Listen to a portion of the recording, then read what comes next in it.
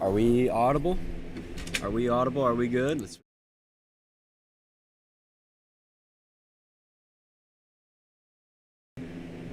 How are we now? We're doing good? All right, I think we're good. I think we are good. Okay. So, eventful day, in my opinion, is on possibly an eventful day. You know, not too sure, but the observed sounding out of, and we'll just go take a look at it, out of Omaha, is a bit impressive. I'm not gonna lie to you. It's a bit impressive. Let's go to Omaha. This is the observed sounding. So, what we have is, this is totally capped. I mean, we are very, and you know what I'll do for you right here? I will just briefly, we'll just turn that off real quick to just look at the sounding. We are very capped. That is no secret. You can see that just below 1 kilometer all the way up to, you know, about 2.5 kilometers. We are totally capped. That is a very, very strong warm nose right there. Super. Yeah, that's an inversion and a half. Okay. But what we also have is a shortwave dipping in. And what that's going to do is it's going to provide the lift that we need to lift and cool that cap. And that cap's really not going to be much of an issue. You can see that shortwave swinging in here. Probably a lot more visible at 700 millibars. You can see that shortwave at 700 millibars right there. Those dip in the high contours. As this thing swings in, you can see it really swings in. And then we initiate storms. We lift and we cool that cap out of the way. So it will not be that much of an issue. Now, obviously, any capping presents problems, but when we're able to, once that ascent comes in, we're able to just lift and blow that cap out of the way, shouldn't be much of a problem. 25 knots of low-level shear, and you know, you don't think that's a lot, but again, it is all streamwise right here. It's all streamwise. It's very compact, and there's a plethora of instability. Now, we can't realize all of that instability, especially right now. Obviously, it's completely capped. But once that ascent comes in, you know, our cape will probably get a bit higher, probably by 1,000 or 2,000 more joules a kilogram, and our low-level photographs are going to increase a little bit more. And so, once that ascent comes in, once we're starting to initiate storms, even with these little compact photographs with so much instability and some support there from that incoming shortwave, we're probably going to have tornadoes. I'm expecting some tornadoes today. And, you know, in these kind of environments, you know, this time of year, when we have such strong instability and efficient, you know, photographs that are sufficient, but they're very streamwise, especially in the last few years, it's kind of, you know, seen that you don't have to have the most low-level shear in the world if it's really streamwise. Like, if you could have 60 knots of 0 to 1 kilometer shear, and it's completely speed shear, zero curvature, it's completely crosswise. That's not going to be very effective for tornado production, but you could have 30 knots of purely streamwise 0 to 1 kilometer low-level shear, and you are pumping out tornadoes like nothing. So that's what we're seeing here. streamwise low levels, lots of instability there. We just have to use it, and that ascent is going to come in, and we're going to use it. So as that shortwave comes in, we should really be expecting initiation here within the next 2 hours. It's probably already ongoing. I will load up satellite from COD because we could just take a look real quick. And yeah, you can see that there is cumulus very, very agitated right through there. That's actually initiation right there. Those are blowing up right there. Now there's still, again, it's still capped over here. It's still a bit stable as seen by these cloud streets or these horizontal convective rolls. It's unstable, but it's capped. That's, see these lines here, these cloud streets, that basically means that this is a capped air mass, but it is unstable. So we know that there's instability that can be used. It's just capped. But you could see that over the past few hours, these cloud streets have really started to erode. They're getting less defined. They're starting to go away. And that means that, we have quite adequate surface heating. Warm front is still lifting north. And, it'll be completely destabilized soon enough. And so, you can see all the cumulus that started to develop here. Lots of agitated cumulus. And then now it's starting to really blow up. I imagine we could go take a look at Sandwich, and we probably, right there, we have some tops blowing up right there. It looks like a couple updrafts really starting to root. Again, nothing over here just yet, but that will change. We can hop around towards, and at this point, we can just put that right there. We can take a walk over to Topeka. We can actually take a look at the VWP vertical wind profile observed from Topeka really soon too, and we'll take a look at how the low level shear is there. But you can see we have a storm blowing up, already 50,000 feet. So we do have initiation. That ascent is making its way in. Very ill-defined updrafts right now. Nothing too interesting. I don't look at this and nothing screams tornadic or, imminently supercellular to me. But this little guy just north of Bennington right there is a bit interesting. But we'll see how this goes. The real show to me is going to be somewhere, from Hebron up to about Blair to about Maryville, Missouri, okay? Somewhere in this area, I really expect to see, it's in the northern chunk of the slight risk that starts pretty much at Nebraska and up, all the way up to Tecumseh up here, or Tacoma, wherever this is, Tacoma or Ottawa.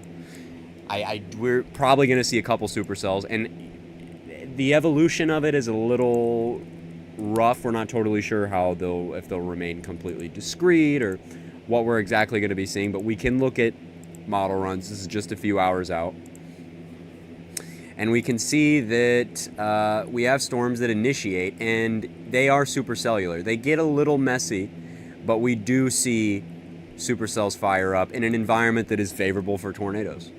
And again, that low level shear is going to continue to increase. And obviously a little contaminated, but you can see that cap is expected to erode a lot. We're going to be able to have some parcels finally rise and not trapped underneath that warm nose. But we're probably going to have some storms that blow up. And I do think that it's probably going to be a little more discreet than what the HRRR is currently progging.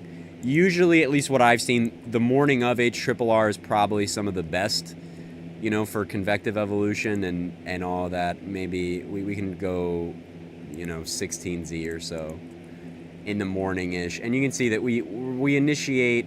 It's kind of all over the place on how the evolution of this is going to work, but at least initially we're going to have a couple supercells, and I think they'll have definitely the chance to produce some tornadoes, several tornadoes. See this here, so far it's doing okay. This is the HRRR as of 23Z. Right now it is 23Z. And we'll look and see how is it doing. It's doing pretty good. I'd say that's pretty good. That's pretty good. So we'll just say that this is how it's going to play out. Initiation is not too far out in Nebraska and this sort of area that is kind of around the Omaha metro, and especially these supercells ahead of the line are particularly concerning. But we'll see what goes down. This guy right here is really blowing up. Obviously, we're going to need some mergers, and it does look like we have smaller little updrafts firing up here that are going to go into that guy. But yeah, we are likely going to see some tornadoes today. I really do think so, and I think that even a strong tornado can't technically be ruled out. So yeah, we'll see. We'll see. I thought I would go over that really quick on how it's looking.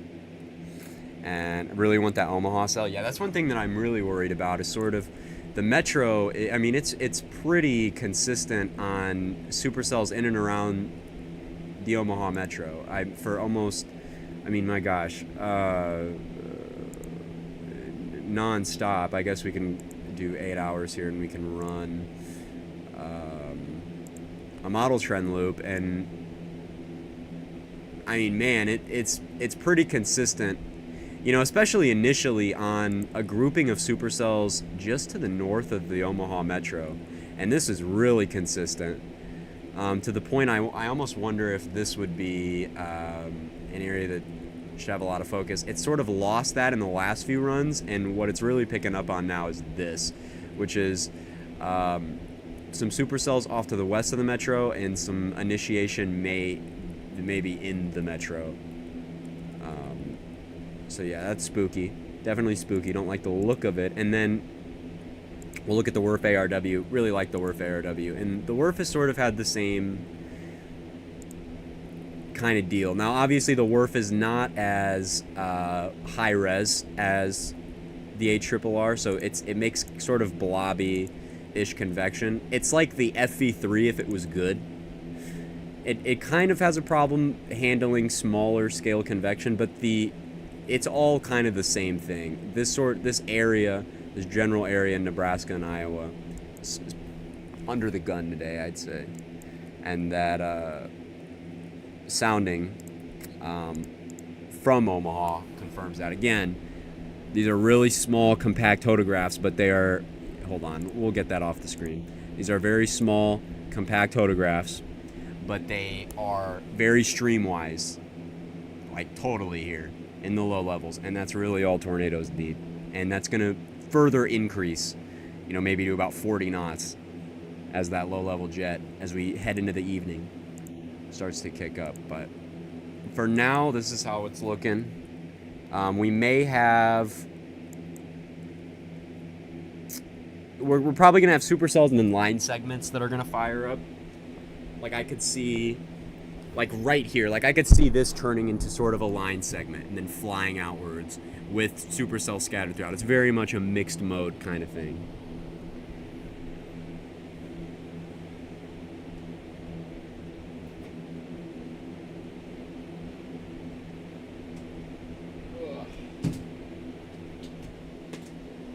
But even though this is sort of a lower end-ish event, I thought we'd do it because it's been a minute since the last legit coverage stream. I thought we should, and I think that these people have had a lot this year to deal with, so maybe it would be for the better, even if it's low end. So we'll just sit here, monitor it, and we should be ready to go in a few hours. Should be all good. Terrible. He was in here earlier. I don't know if he's still in here. But Terrible's chasing today. So we'll have some ground truth from Terrible.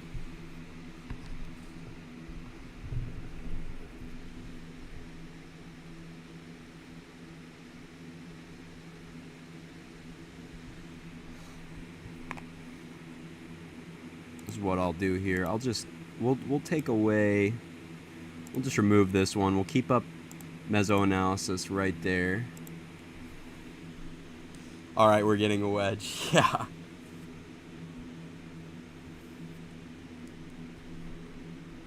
It's just been this same area all year, man.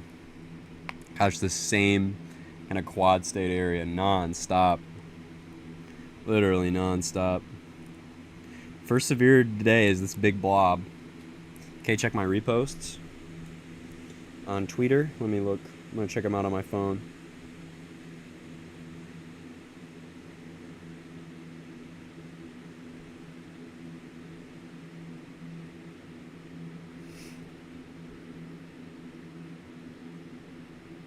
I see that.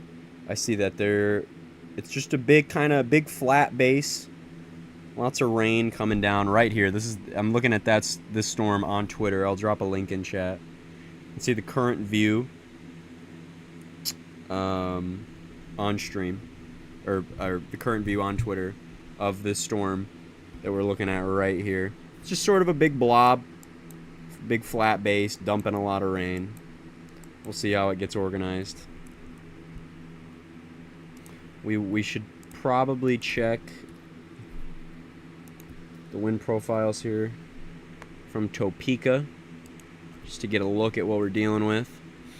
Whew, that's changed a lot. So yeah, you can see we're there. I mean, we're pretty curved up to about 30 knots of low level shear. That's even more than what's up in Omaha. So these it shouldn't take very long to take shape. Shouldn't take too long. Obviously, we're going to need mergers and stuff to kind of bolster it. Get it done a little faster, but that's a thick rain shaft. It's definitely a thick rain shaft. It's a fat, rainy guy. Probably some hail in there, some small hail.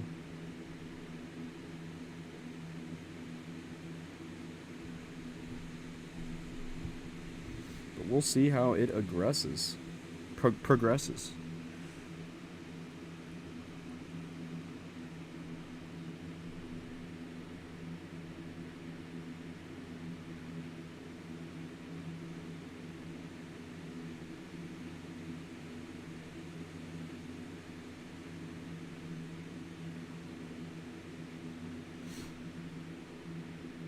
One of my only concerns, though, is one of my bigger concerns here is we're kind of mixing out pretty hard to the east, I'd say, or at least we're expected to.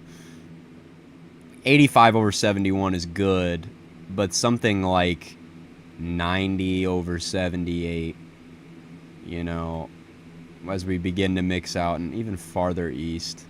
Well, that's still not bad. That's still not bad at all. But there was some soundings with like straight up inverted V's that were pretty brutal for convection in that area. We'll just say we'll do it over here. Oh yeah, it's definitely calmed down a bit. It's calmed down a bit with mixing out.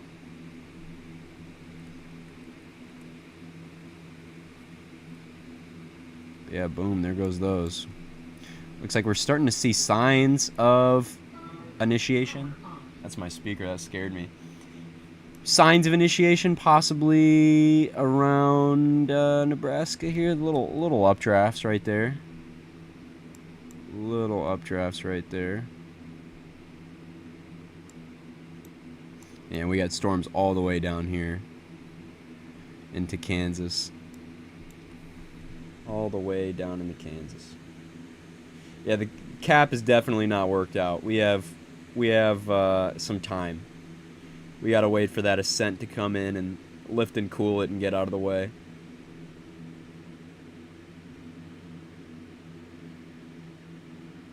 Because right now, yeah, you're not getting storms out there. But that will change. That will change.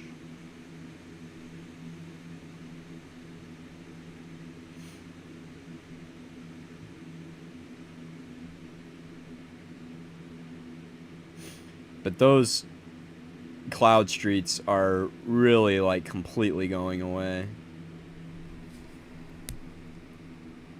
I'll hop back over to satellite. You know, we'll keep all these up. We have mesoanalysis, that sounding VWPs, and then we'll pull up satellite, and they're pretty much gone. Very abundant cloud streets out here, and they're starting to kind of go away. Starting to really go away. Is these guys over here? These guys are really exploding. I'll turn on composite radar on top of it so you can kind of see the change.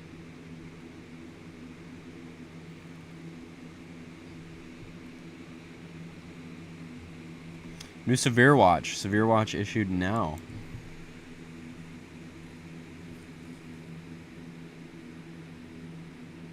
Let us see. Yep, pretty big. Curious to know the probs on it.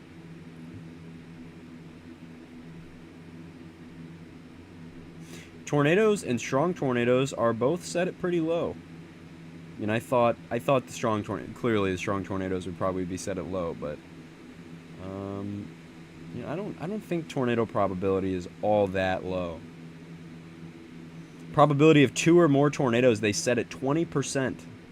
It's pretty low. That is pretty low, which I'm not. I think especially up in this region, I don't know. I don't think I'd bet on that. I'm not sure that I'd bet on that. Okay, we're starting to really get going here. We've seen to bolster our updrafts a little more. Can we see a strong to violent? No way. We could see. I think we could technically see a strong tornado or two, but no, not that. But we can kind of see this here. You can see our storms are blowing up, and they're starting to really get a little more rooted. You can start to see. We're trying to get it going. Right here, some shape to those, and they follow the hodos of the area quite well. So those are our guys. Those are our guys, right there. And obviously some of the stuff down here, and then this one as well. I'll have to watch for storm interactions and stuff like that. These guys are going crazy with the lightning production though. Big cluster of updrafts, and they're really starting to consolidate. The tops on this one are also coming down a bit, while these ones are definitely blowing up. Yeah, these are definitely going to be probably more cyclic tornado producers if they do produce. This isn't, the look for a long tracking tornado or anything like that, but, more, I'd say probably more brief cyclic tornadoes. This isn't like a sustained, long-track, violent tornado threat or something by any means. By any means.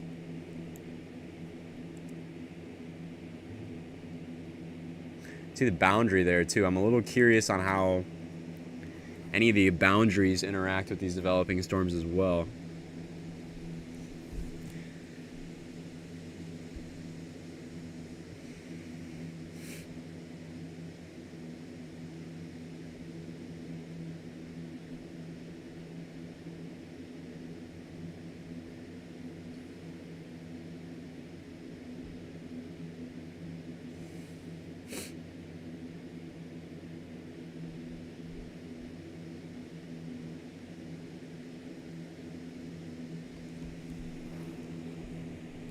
Man, that is just really getting rooted. The second season is forecasted to be a bit above average too, right? I would expect it to be.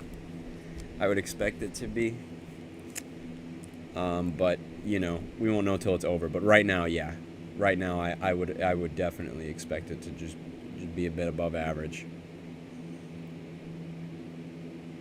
And if it's not, that'd be just fine, because this year has been absolutely nuts. It's kind of weird going without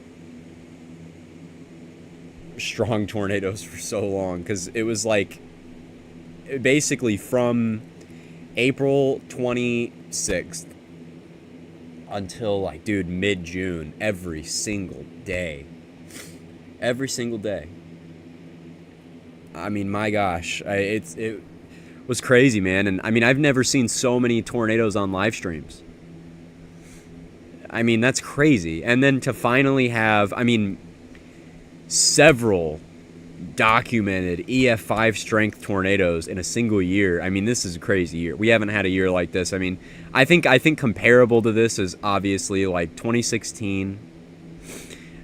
Honestly, 2013, with the just number of extraordinarily violent tornadoes that have been observed by mobile radar. You know what I mean? That's crazy.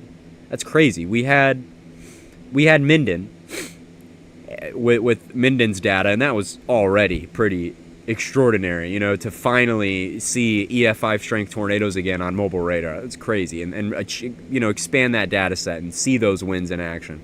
I forget what Minden was. I want to say Minden was like 220 miles an hour or so aloft. And then after that, we have Greenfield, which has the strongest, highest recorded reliable wind speeds, I mean, ever recorded. Ever. And then you have El Dorado Duke, which has, there's some Raxpol stuff being worked on now, but there's a lot of talk that is pretty far into the EF5 range as well. We just have to wait for that to be released. I mean, gosh. Yeah, the Arkansas wedge in the middle of the night that was over 2 miles wide, or what was it? It was nearly 2 miles wide, or a little over 2 miles, something like that. It was ginormous. I mean, we've had so many tornado outbreaks that have just been relentless, and after a really quiet and calm start to the year too. I mean, I don't know, you guys remember, like, from January to mid-April, I mean, it was dead. I mean, we had tornado events here and there. We had tornadoes here and there, and the most significant thing was the Winchester Day, the Ohio and Indiana tornado outbreak. But there was not much going on. There wasn't a lot. And then, at the way beginning, we had the Panama City stuff. But then, man, right at the end of April and then heading into May, it just woke up like crazy. Every single day there was an intense or violent tornado, and it was incredibly photogenic. And what sucked about this year is, it's the expanding bullseye effect. Obviously, as there's more people, and more people want to explore more areas and build more houses and settle in more areas, that population centers get bigger and bigger, and the areas where there's not many homes decrease. You know what I mean? There starts to just be more residential areas propped up, more homes. There's more stuff to hit. So a lot of times this year, we've had beautiful tornadoes, and they end up coring a house or something. And, the Freddie McKinney stream that one time is still some of the most disturbing, live tornado stuff that I've seen. Just gawking. I mean, literally, we were sitting there on the live stream gawking at a photogenic cone that was nearly stationary for like an hour. I mean, this thing did not move. I mean, it was just dancing. The most beautiful, incredible tornado you could even imagine. And it as it's like a drill bit, like I'm talking Pampa, it hits this house, completely disintegrates it. I mean, it wipes the home completely away. I think they're still debating an EF4 rating for it, and this family comes out. You know what I mean? It's like, oh my God. The dad's limping, the mom's got this kid in her arms that's injured, and dude, that was rough. But I think, God,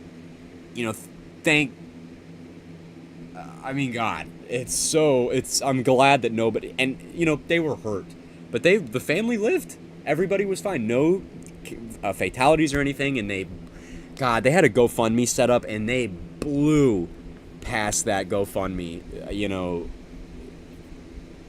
like the target. I mean, they blew past it, and it's unfortunate, but it's so, you just got to be thankful that they're okay, because not everybody was that lucky this year. Freddie helped people for clips, idiotic statement. I really, after that was a good thing to happen, in a sense of, to be live, because I think it showed that a lot of storm chasers are more than just adrenaline junkies, and I think that's a really common public perception. And when stuff like that happens, you kind of have to look at it and be like, okay, well, this person was on the scene before anyone else would be able to be there. They've been behind the tornado the whole time. It's crazy. And I have so much respect for Freddie, because in the last 2 years, he has proven himself to be an unbelievable chaser. I mean, incredible positioning on his part, incredible forecaster, the best views of the best tornadoes, and helping people along the way. I mean, the respect for Freddie McKinney is through the roof. That's crazy. That's crazy. Freddie's crazy. Freddie's a madman. And dude, again, Reed, as always, is crazy, man. I mean, it's hard for someone like Reed Timmer with 1,000 tornadoes under their belt, some of the most incredible footage ever, to outdo themselves. And still, Reed outdid himself this year. I mean, I really do think that Reed's video from Greenfield is the best tornado footage that exists. And like, setting aside like, you know, my nostalgia biases towards certain tornadoes and tornadoes that I really visually like, I think in terms of just capturing tornado dynamics and action and what's going on, really like the greatest tornado footage ever. I mean, that thing was so multi-vortex, and the way that it looked, I mean, just, it's hard to even wrap your head around. I mean, it's so crazy. Was Hank on Greenfield? Not to my knowledge, no. But Hank has had a hell of a year too. Dude, everybody's had a hell of a year. You can be a random chaser and in the middle of nowhere, and you've probably seen something cool this year. You know, it doesn't even matter if you got a tornado this year. You probably either saw a historic total eclipse, or, you know, crazy auroras, or maybe you got tornadoes, or you saw giant hail, or you saw, you know, an incredible lightning show, or, you know, like Semi, for example, is unbelievable. He gets his first tornado on accident on the beach. It's crazy, man. What a year. What a year, man. A lot of people have had a hell of a year. I've had a fantastic year. I'm so thankful. I've had a fucking unbelievable year. I could not be any more thankful. At some point, I'm happy. I'm happy. Hank was on Lincoln and Minden, I think. He was not. I don't believe he was in the northern target. He was in Kansas that day, I believe. Which a lot of people forget about. You know, with April 26th, that whole day was giant up here, but a lot of people are forgetting that it was a huge 10% hatch that was all the way down into Texas. And I don't know if you guys remember the really strong photogenic Texas tornadoes that morning. And then as 426 was going crazy up here, there was a couple really photogenic tornadoes in Kansas that Daniel Shaw and Hank were on. You know, crazy, man. This one down here, we're pretty much we're going supercellular here near Lynn, Kansas, up near Greenleaf. And just the look there is a little iffy. You can see the hail production is exploding in there. Same thing down here near Longford.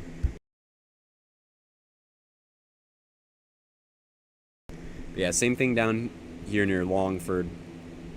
You know, they'll grow, extend those forward flanks, and then, you know, hop out a little hook there. No, there's been no tornadoes yet.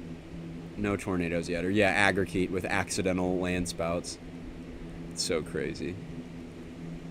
So crazy.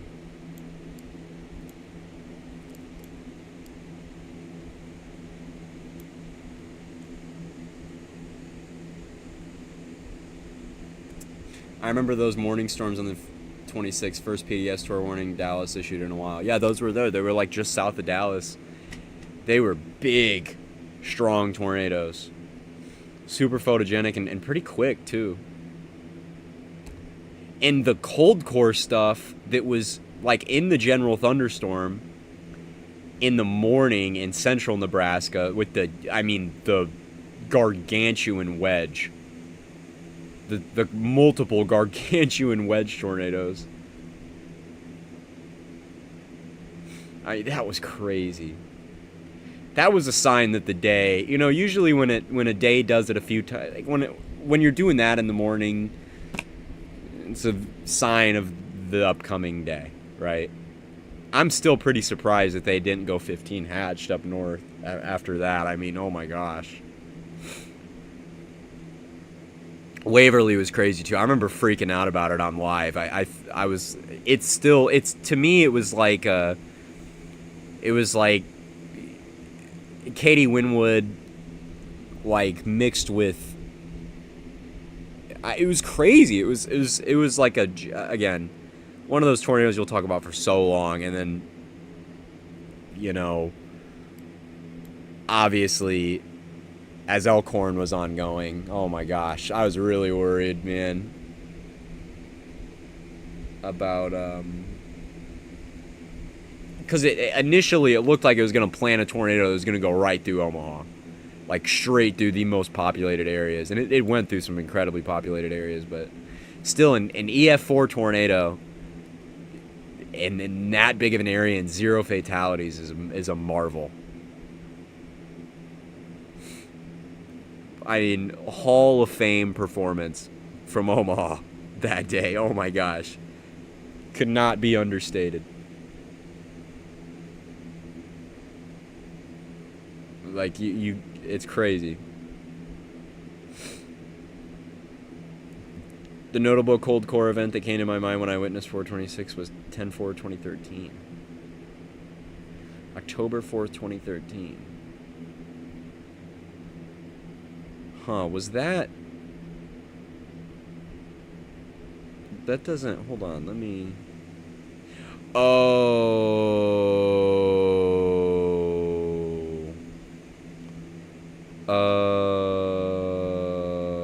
Okay, the EF4.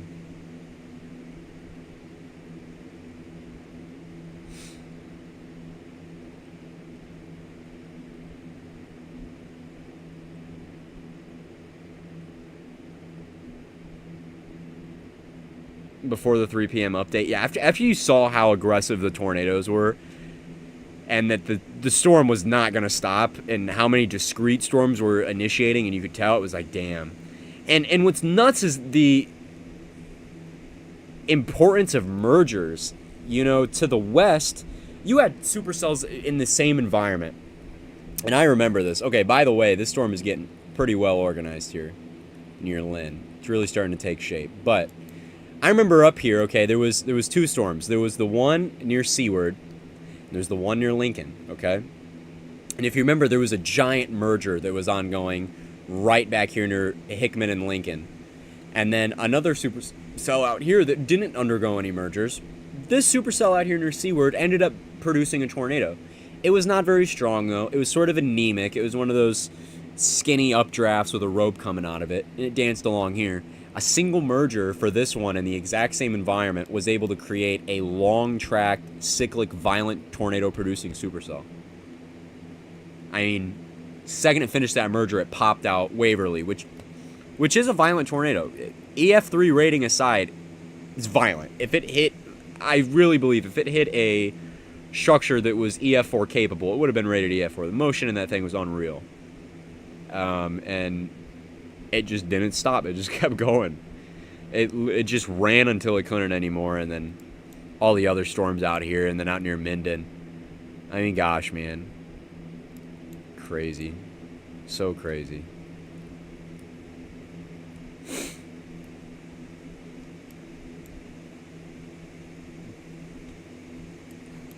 This is really all eyes on this guy for right now, until the storms initiate up here. All eyes are on this guy. I wonder if Kansas is going to put on a show today. Like, if Kansas will be the show.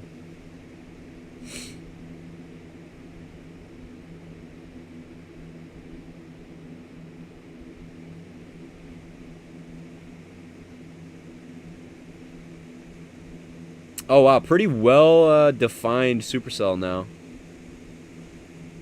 Nice structure from Hunter Hurley on Twitter. I'm going to drop the link in chat. Dropping the link in chat of that storm. It is definitely starting to root. It's getting its act together. Some forward flank expansion there.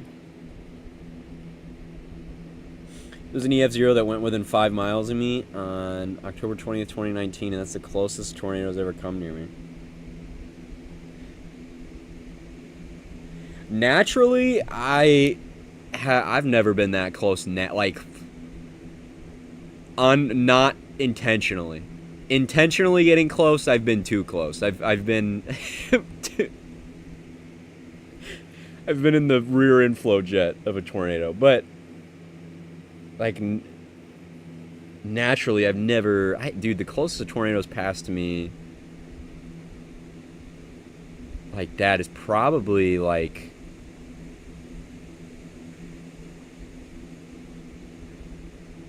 I don't know, 10 miles maybe. 10 miles maybe. I gotta go. See you, Eagle. Everybody tell Mr. Eagle bye-bye. I'll keep up Hunter stream. We'll just take a look at it. I mean, that is a gorgeous storm. It's a gorgeous storm, but yeah, he is right. That base is entirely rain wrapped, dude. But yeah, the hail production is going down. You see, it was up here for a few scans, but it's going down now. And yeah, there is a very well-defined mesocyclone there. Right there. It's sort of a low precip, but it's there. It's there. Sort of a low precip meso, but don't be fooled. Don't be fooled. I'm curious about this storm encroaching on this one here as well, if that's going to yield anything. And obviously, once these finish merging and stuff, what goes on there.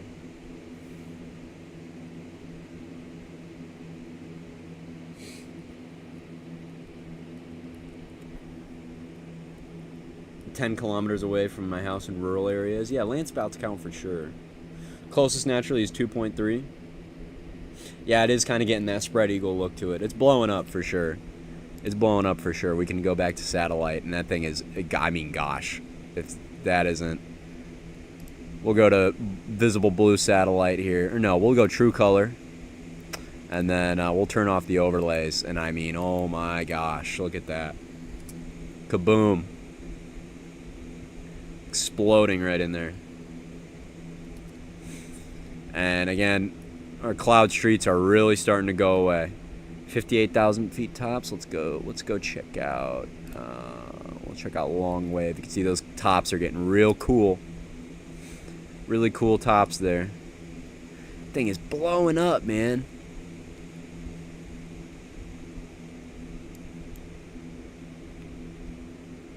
I think we may have our first tornado out of this, and not too long, really. Hurricane watch now issued for Bermuda for Ernesto. Thank you, Goat.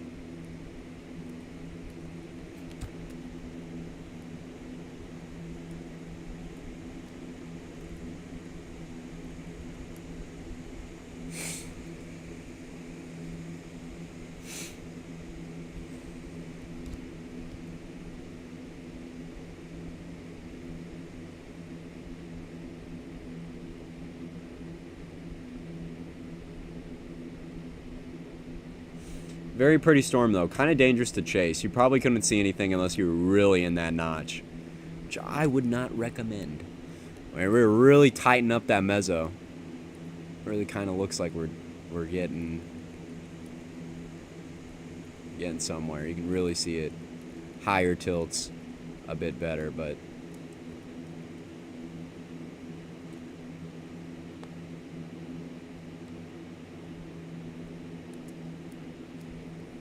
we'll probably go through some trials and tribulations there with that, but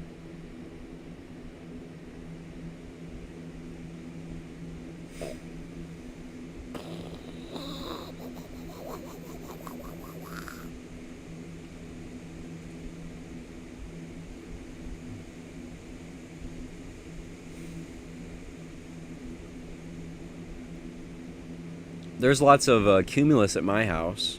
I was noticing today, just kind of hanging out in a big cumulus field. I know that's not really a thing of concern right now, but I want to just check it out. Yeah, earlier, lots of cumulus. There's like a little boundary here that they're bubbling off of, but I don't, it's on reflectivity too. There's a little boundary there, but I'm not sure what it is. I'll turn on, oh yeah. I'll turn on composite radar, and I don't know, maybe you can see it. But it's sort of this boundary, and it's just hanging out here. Stuff like that's the lake breeze. But that's not the lake breeze. That is like totally horizontally oriented. Pretty interesting. Wow, that is like seizure inducing. Okay. Yeah, these are blowing up. Huge. look at Cape and overlaid with some stability. You can see we're definitely gradually getting less and less stable. Less and less stable. And we're out here, there's about 4,000 Cape or so. These things are going to boil. I mean, they are just boiling. It's getting really messy with these updrafts, though.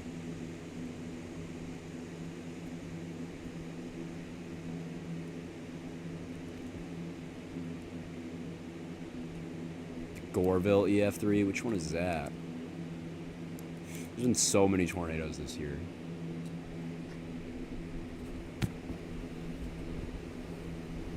May organize into a QLCS. It did. It did. It might.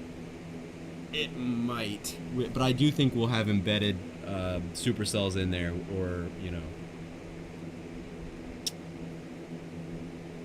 Oh, yeah. I do remember Goreville. The Southern Illinois one, yeah. Or no. That was... Never mind, that wasn't a Southern... Wait.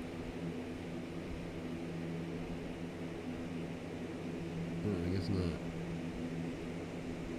Yes, it was? Okay. Oh, you put April... I think you meant May 26th. 'Cause, yeah, Goreville... Yeah, that was the May... That was the May 26th.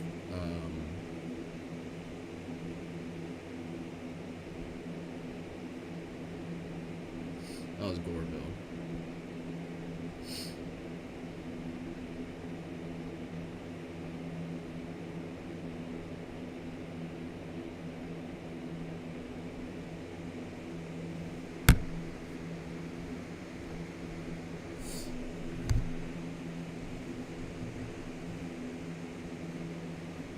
These are all kind of hooked to...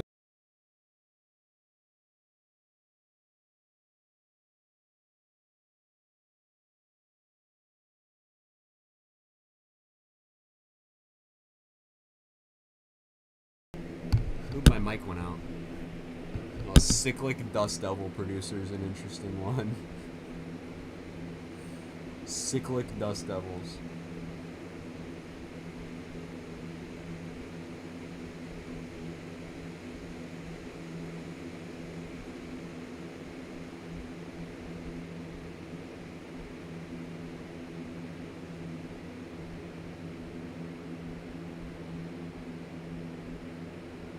They're all kind of hooked to the boundary that they're firing off of.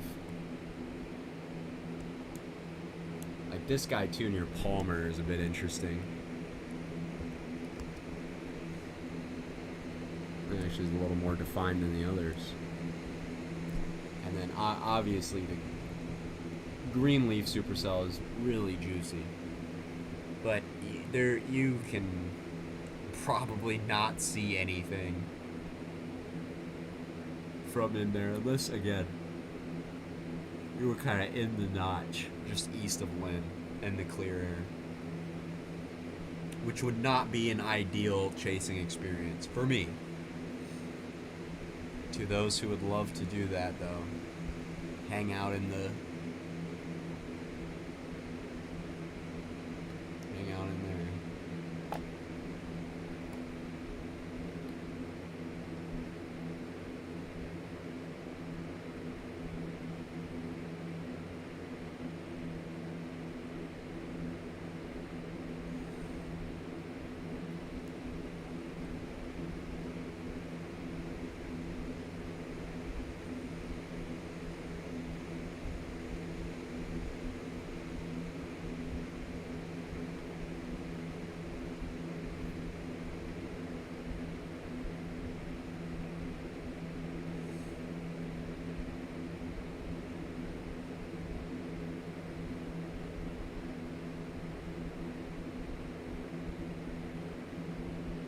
It's getting really interesting with those two.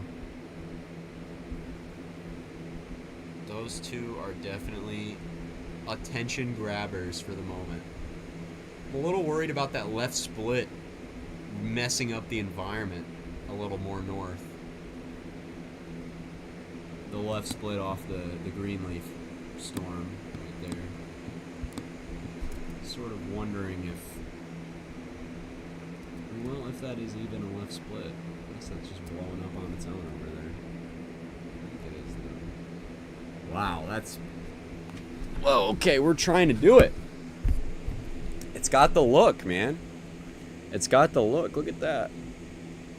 That shot me up really quick. Look at that pretty strong convergence right in there. And there's your little hook kind of trying to come around there. Holy cow. Look at the tops on this. What in the world? 66,000 feet.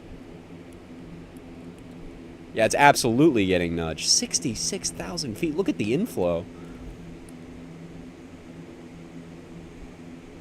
Well, what the? And then the storm to the south right here. Oh, man. Look at the tops. Look at the tops. Jeez, man. Oh my gosh. This thing is broiling. This thing actually just went nuclear. Jeez, look at those. They're so cool. The tops are just chilling. Wow. Yeah, erupting for sure. Oh my gosh. Look at those tops, man. 66,000 feet. 66,000 feet. Bro. That convergence really strong there. That might actually go tornado warned if we keep that up. This might go tornado warned right in there, and that could too, depending on the next scan. My gosh. That thing is a beast. Gigantic.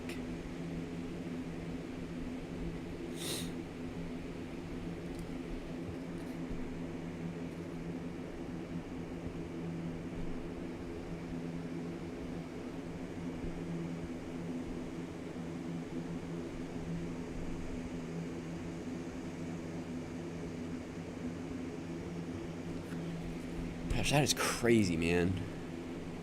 66,000 feet. That is unbelievable. Southern storms are kind of dying. Yeah, they're really hard to... They're not rooting too much, but these... Oh, my holy cow. These are really catching my attention. Because, brother, these two supercells are really going, man. Oh, man, look at that. Kind of really locked into there. Velocity has me intrigued. Jeez, bro. Jeez. We'll see if that provides enough oomph for this thing to try to produce right now, really. This would be a scary intercept, though. You'd have to go through Barnes and head west, stop right south of Greenleaf, and hope that you're not there. Hope that the tornado kind of moves like that if it is there. Yeah, dude, that's going right now. That's going right now, really. I mean, that's tight. You know, and it could, you know, cycle and keep doing that, you know. Who knows what happens, but that's pretty, that's most impressive thing all day so far, you know. And then obviously this right here, strong convergence there. Supercell trying to do stuff down there. Tornado warning imminent. I'd say that we're pretty close to a tornado warning. I'd say that we are a bit close to a tornado warning. I'm gonna check what's on Hunter Hurley's stream. I don't think that we'd be really seeing much from his view. Yeah, not really. Nothing much to look at right now. My Echo Tops color table. I really like this one, honestly. I really like this one. Is this the lightest storms in northeastern Kansas? It is. It is. They're pretty mean, man. They're pretty mean. This one might be gearing up to produce a tornado here really soon.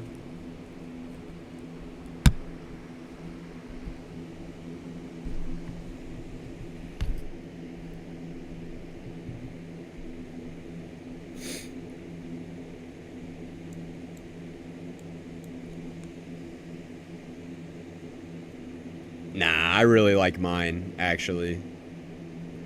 I think Echo Tops need to be really simplistic, personally. That's a little too much for me.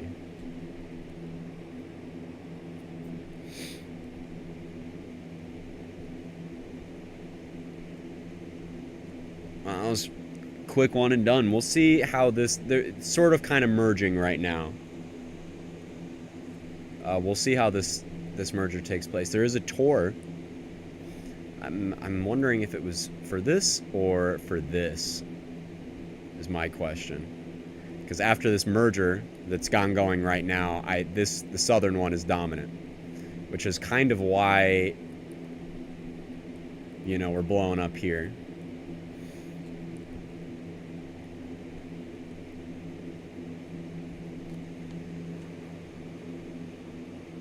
Yep, I see that. It is for the southern storm. It looks like it's for, yep, that's there now.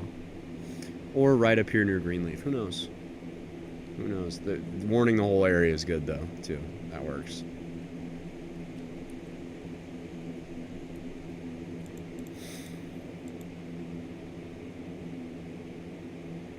.5-inch hail. Some big hail.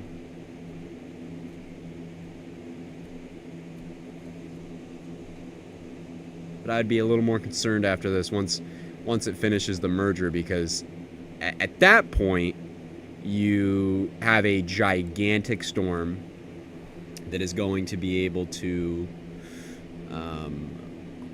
quite efficiently stretch vorticity. Quite efficiently.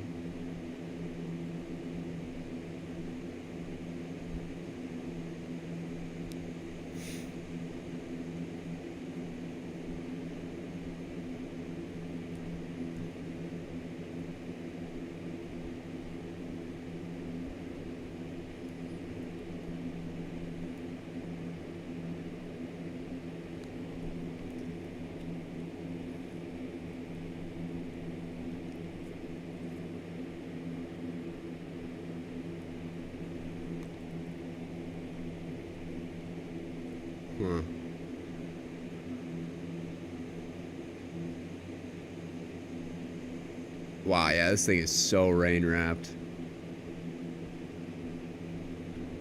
This storm is waterlogged.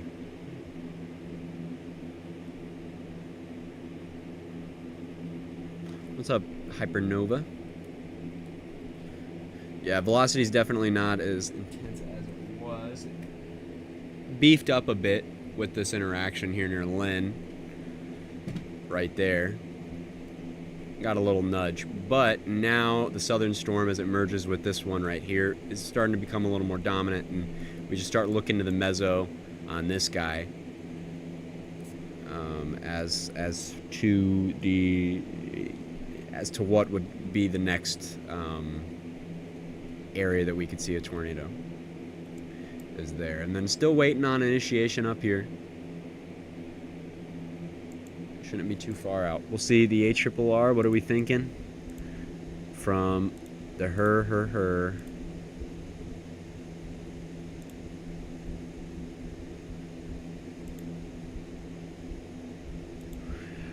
So I don't know what the current HRRR is even really modeling right now. It has this supercell in Nebraska, very far north into Nebraska, and it's only one storm, and it holds off on initiation until very late for us. So it's kind of time to throw it out and just look at older runs, because I don't know what it's doing.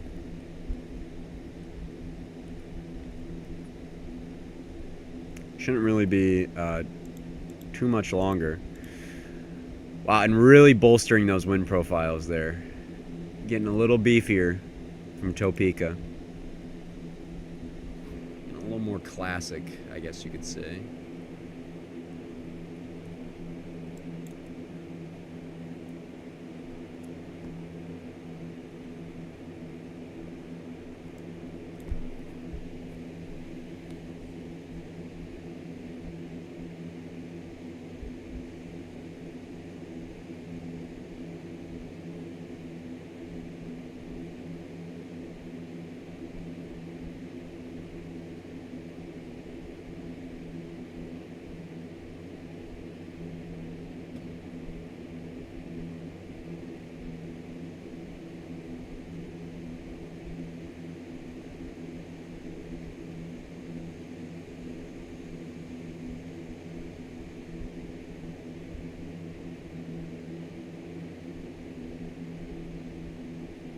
Idiots in cars, yeah.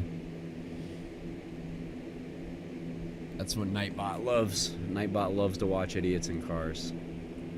That's his favorite. Nightbot's favorite is idiots in cars.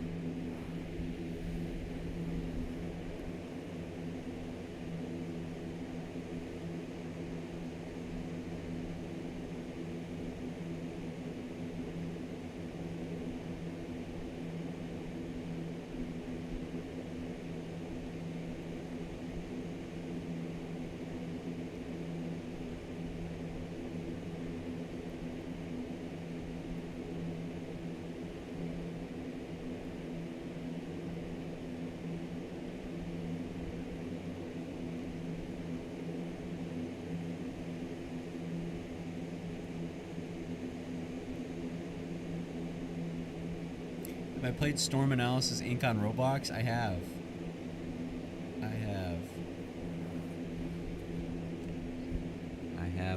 have. Again, pretty strong convergence in there. Have to watch for that. Because the mezzo on this guy is starting to get defined as it merges. We'll see, but it also could just go outflowy into a mess, especially when you're organized like this. Organization is a bit difficult.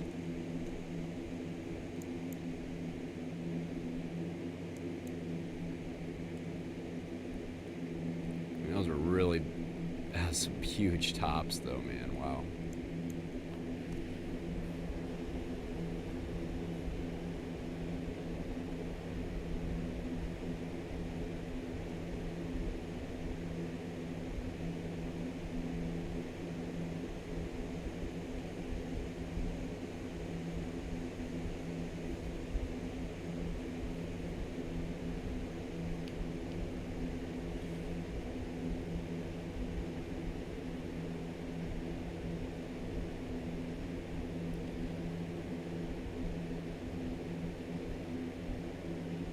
Drop a link in chat. This is Reed's current view of the storm. Reed's current view of the storm. Oh wow. That's a lot more impressive. That is full. That's pretty well defined now. There's your supercell. There's your mezzo right in there, right down here, south of Greenleaf, southwest of Barnes, a little bit west of Waterville. There's your mezzo on this guy right now, and plenty around to influence. You know, with this blob of convection coming up here, who knows? You could bolster its RFD right there and really assist in Torgen. So we'll see, but it is definitely going to be a mess. It's going to be hard to see this thing coming. But Barnes, you know, maybe. You know, if you could shift this tornado warning a little to the east, really, I would probably say that's what we're kind of looking at. For a real imminent tornado threat, I'd say that, you know, if I could draw my own polygon, it would be starting here, out to Barnes, well, probably a little more outward. It's probably about here, covering a little bit of Waterville, like that. Especially with a mezzo like that just got done with a merger. Again, slightly disorganized, but we're getting it together.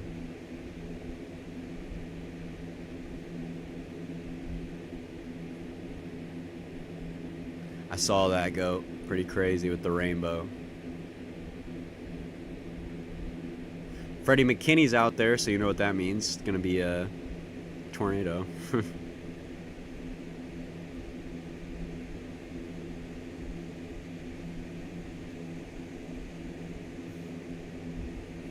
But of course, Freddie has eyes on it.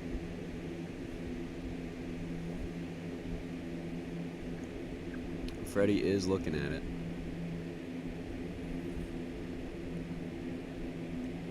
Heavily waterlogged. Really, really waterlogged, though. That's for sure. Yeah, new update in velocities. Just confirming that. Pretty strong. You know, rotation is definitely picking up here. It is definitely picking up right here.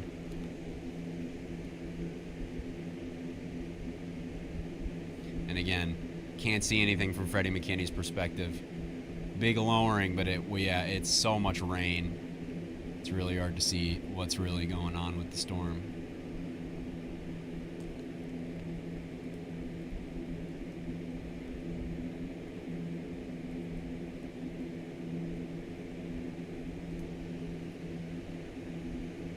Starting to get worried about how it looks on radar. It's definitely a little,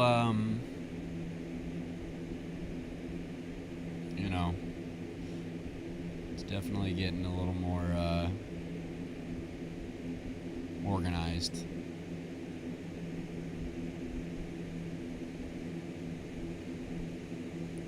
It's really kind of looking like it's trying to swing out too. You can see the RFD punched out a little more to the southeast there. See how it's coming in, and then boom, there's kind of that push to the southeast, kind of a wrap up. But we got clean inflow, so we'll see. I mean, outwards over here. Can't say what the storms of the south are going to do to it, but it could be. It could get a little gnarly.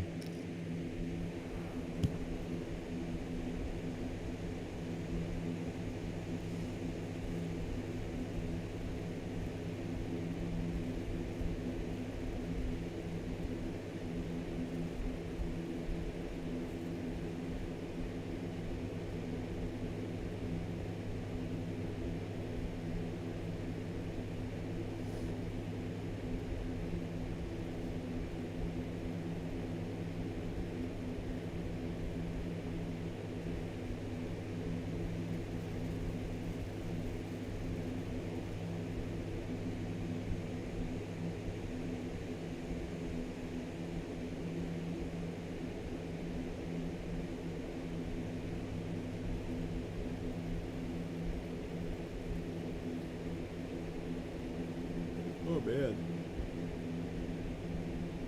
my back kind of hurts. Ugh.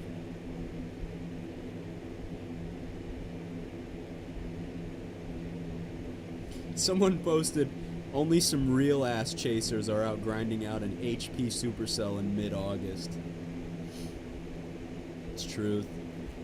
Yep, there's that new tornado warning right there.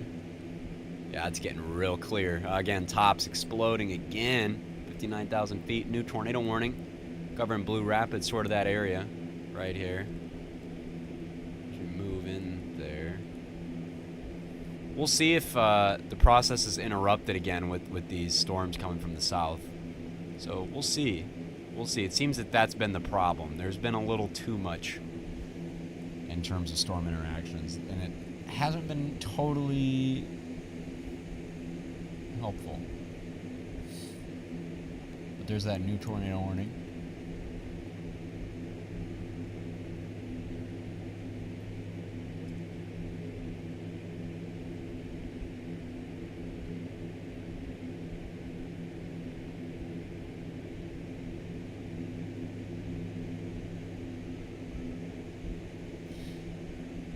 There's an MCV that I have taken note of that swings through Minnesota and Iowa and Wisconsin. And it looks like it goes into northern Illinois and it kicks off some sort of MCV supercells. And it's been there for a couple HRRR runs. And so I'm curious now, as like, who knows if that's going to hold, you know, because with events like this, each day affects how each day, you know, predictability at this point in the time of year is quite low. But I am interested in seeing if that holds. So that would be really...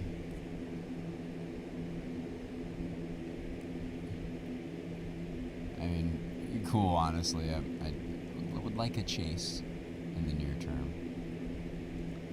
Getting a little garbled. It's terrible out chasing. I don't know if he's out chasing right now. We'll see.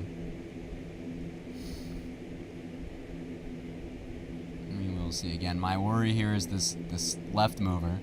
flying up and really messing up the environment up here.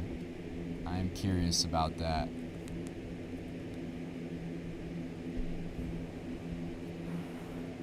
That could be detrimental to storm evolution up there, but we'll see.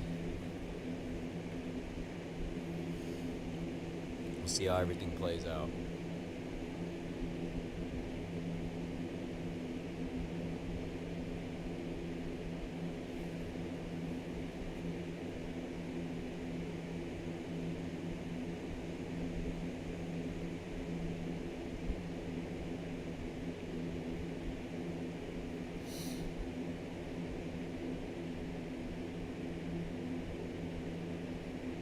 Friday does look a bit hot in terms of severe weather when that MCV is supposed to roll in. But again, exact locations are kind of unknown. There's sort of a big day 3 marginal that covers a lot of the Midwest.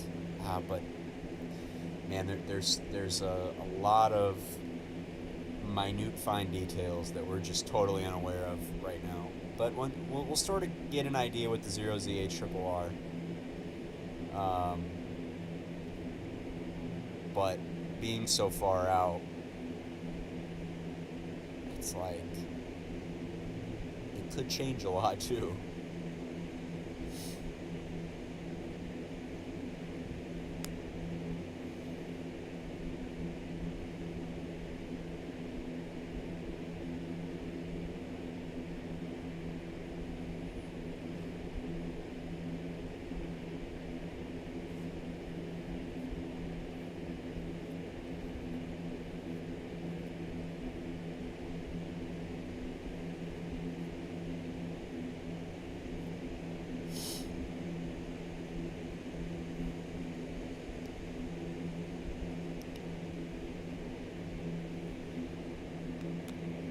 Still watching this guy. Kind of interesting right there. Right in there. We'll keep an eye. We shall keep an eye.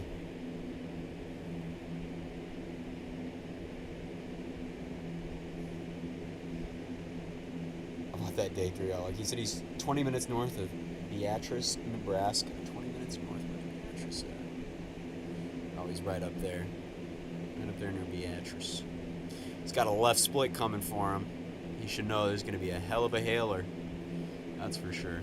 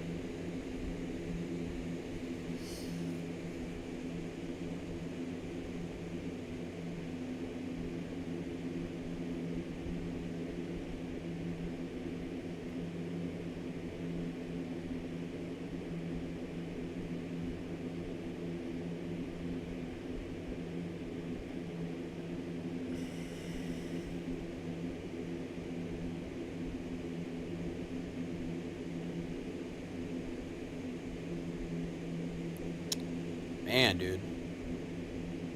Just a waiting game. Just really a waiting game.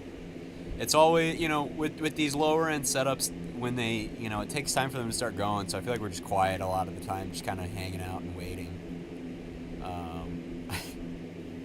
But it does look like we, gosh, as soon as I said that, I mean, not really now. Again, these storm interactions are just a little bit too vicious, a little too much. Again, it kind of looks like we're going to do something in here, and then, again, it just doesn't hold.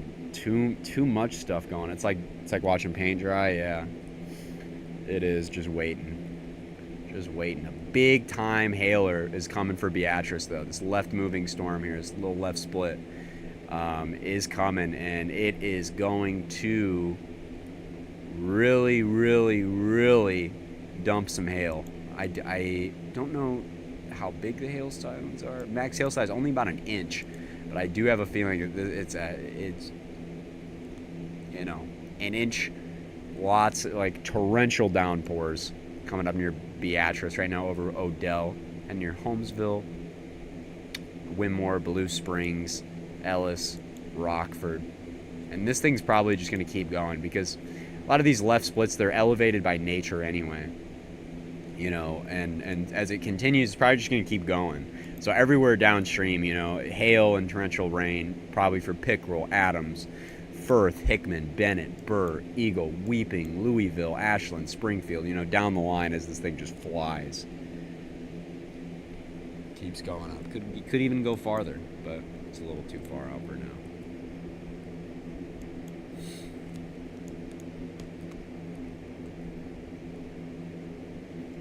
Still really just waiting on initiation out here in the northern chunk of that risk. Wow. Look at the Topeka photographs now. Look at them. Holy cow, man. That's quite the difference. We're now sitting at about 35 knots of low-level shear. Well, just barely. 30. We'll just say 33 or so. 33 knots. And if you 32, 31, 33 knots of low-level shear. And again, nice, not as streamwise as before, but still decent. Still decent there. We'll check satellite again. These things have gone nuclear, exploding out here, really blowing up, and a lot of our stability is eroding. We have a lot of that cloud cover, but a lot of the stability is eroding away. So right now, in terms of our thermos, we'll take a look at our mixed layer cape. There's a big hole in that stability right there. It's really looking like it shouldn't be too long until we see storm initiation.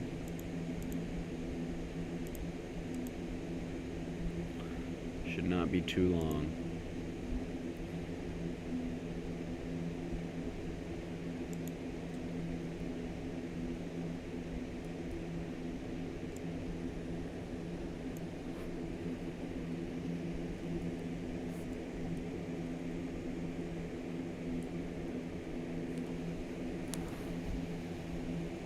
It is taking its sweet time to organize, though, especially with so much around. It's definitely hard. It is hard for this guy to do it. That is faux show.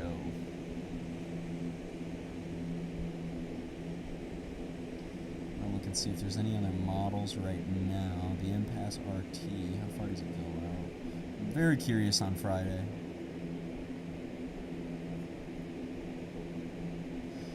Though it doesn't have much. I mean, that's interesting. Though I am really skeptical of the performance of the RT lately. The RT is definitely not.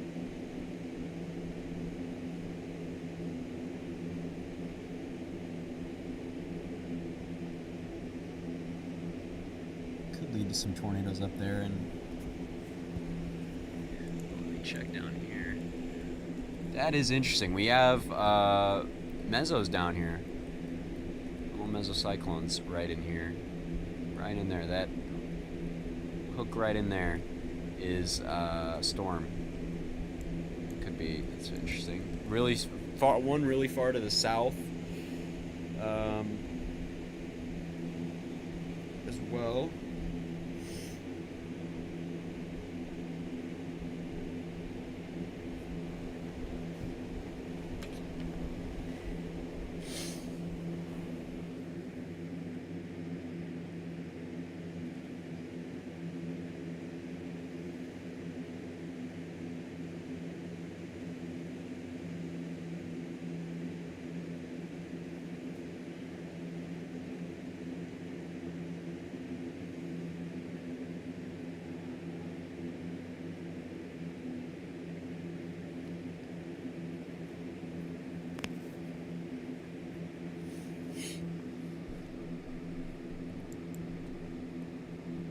There is from Hunter Hurley. Thank you, Goat. On and off funnels with this, so it's trying. It's really trying, and it's starting to finally kind of become its own thing. There's a lot of storm interactions that it had, but now it's sort of getting to the point where there's not too much for it to worry about.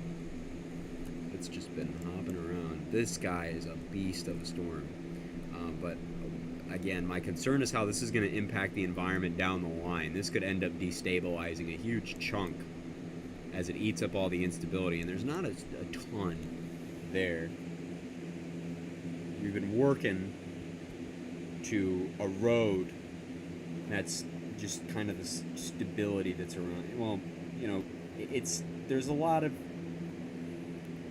it's been destabilizing all day and struggling because of clouds, and it's just not doing well.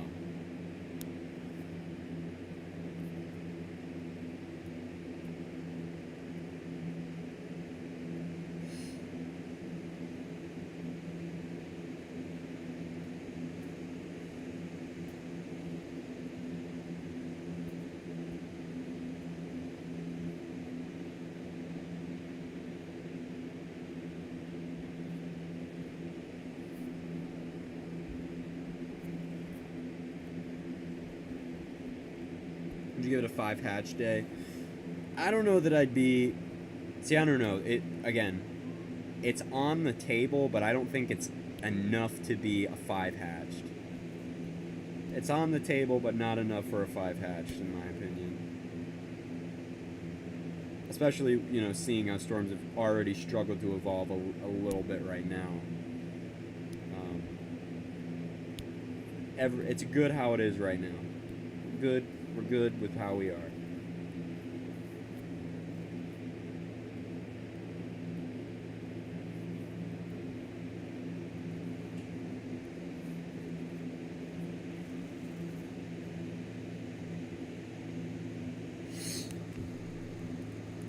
Okay, mezzo's in there. We're spinning. We're very deep in rain. Heading towards Blue Rapids, really. Little areas of rotation here with these smaller supercells. Right in there. See the forward flank of this guy. Kind of hook shape, and then right there's that mezzo.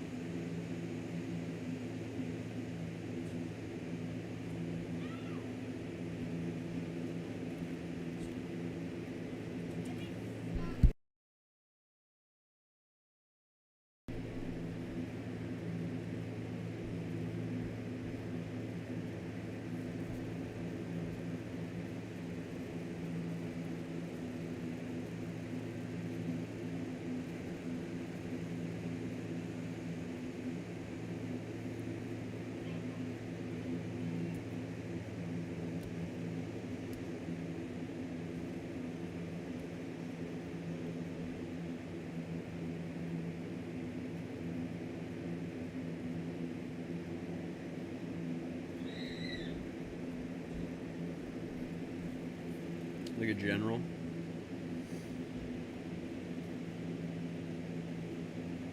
Wow. Look at that.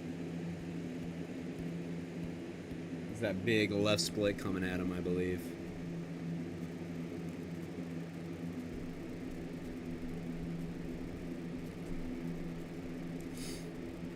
I mean, I'm pretty sure. Flying out at him.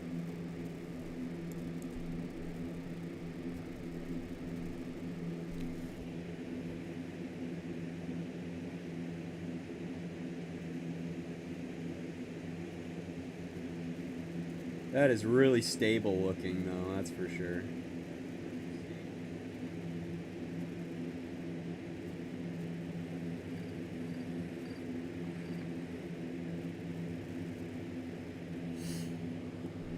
I don't expect much from a left split, you know, but it's definitely pretty. Storms are taking their time to get underway up here, though. Really taking their time.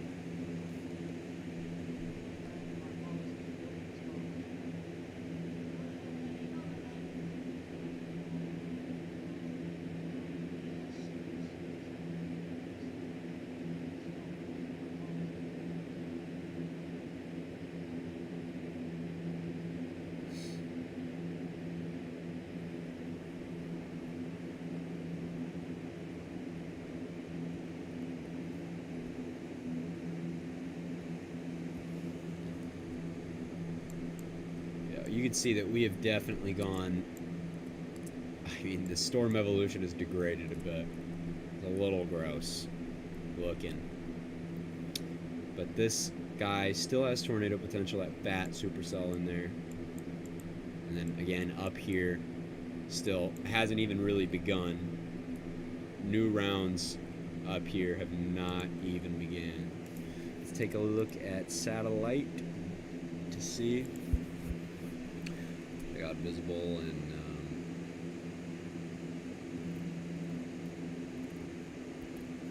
still have some work to do. Still have some stability remaining. Let's see, true color. God, look at those convective rolls, man. They just kind of fly out right there. They kind of look gross. Does that make any sense? It's kind of gross to see it like that. They're kind of like spiny and nasty. I don't know how to explain it.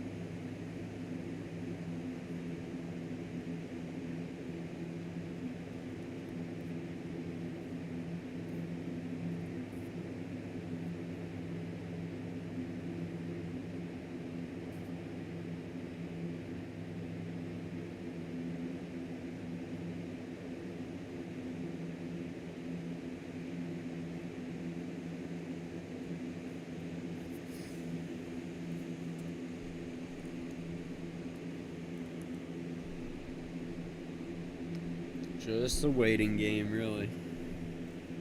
It's always what it is. It's always a waiting game.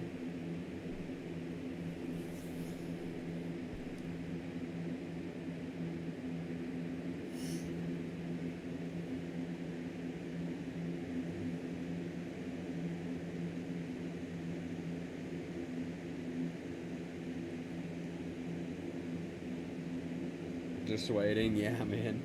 That's what it is. Like, you just gotta sit here and just wait for them, you know? I mean, it really is. It gets boring, but you know, new tour on the northern one.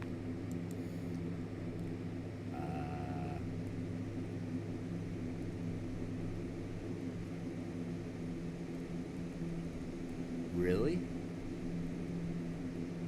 I can kind of see why, but that's interesting.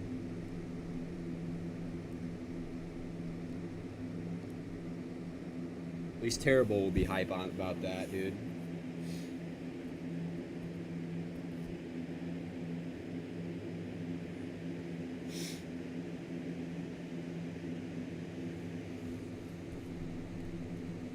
I am really confused on that though, because I think they just warned like.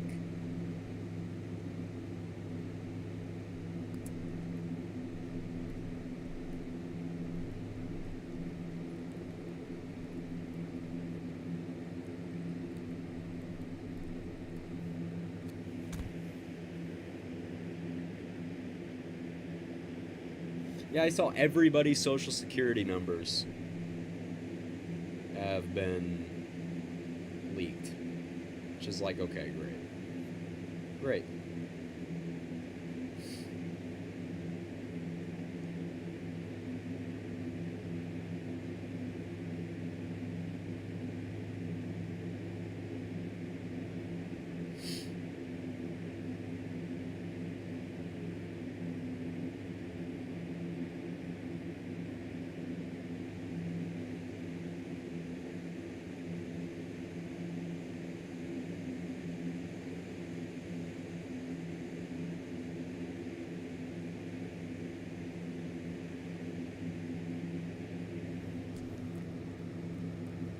Dude, Terrible better lock in, bro.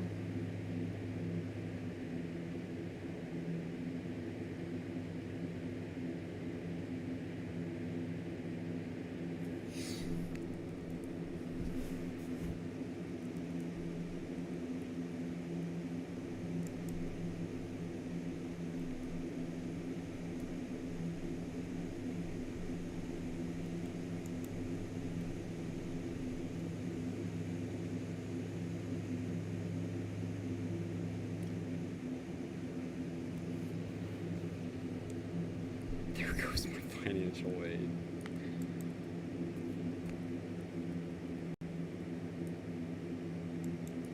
This is definitely an interesting move there.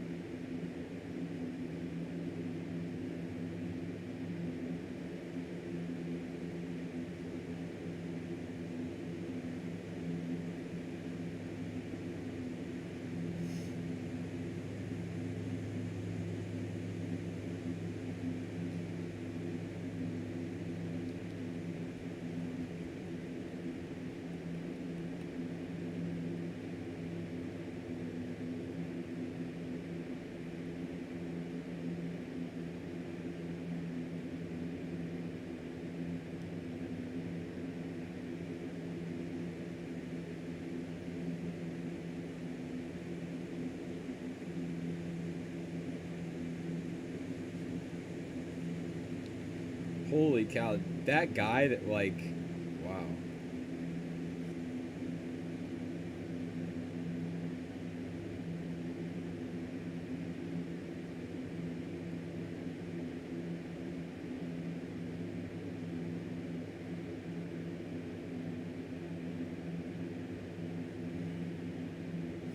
Mpox has a vaccine, thankfully.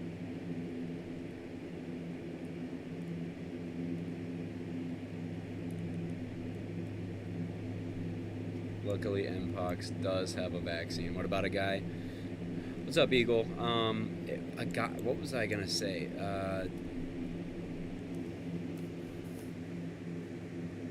I forgot.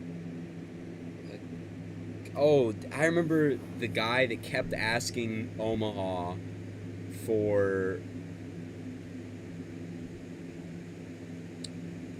the National Weather Service website. You guys remember that guy? We talked about him. He just repeatedly asks nonstop, and they're like, please write it down. They were telling him to please write it down. He's still asking. Now he's asking Des Moines. He's begging. I just saw him in the comments of one of the NWS tornado posts. He's still asking. Oh my gosh, dude, write it down.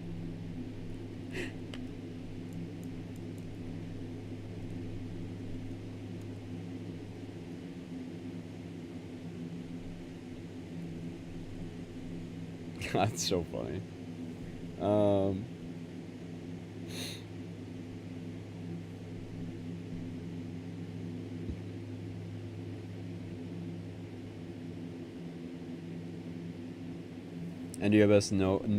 NWS Omaha are goated. They are. They really are. They're really good at what they do.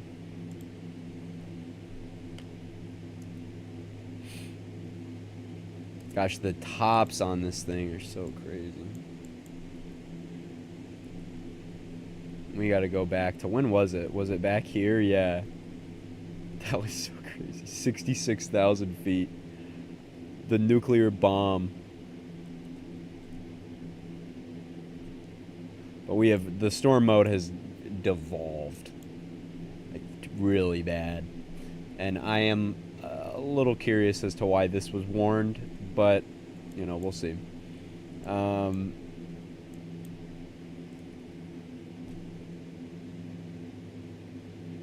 Still waiting on everything else up here. Let's take a look at 0Z coming in. No, this is 23, and then we'll see from there. Go over to the Midwest sector, the RT, and we'll see.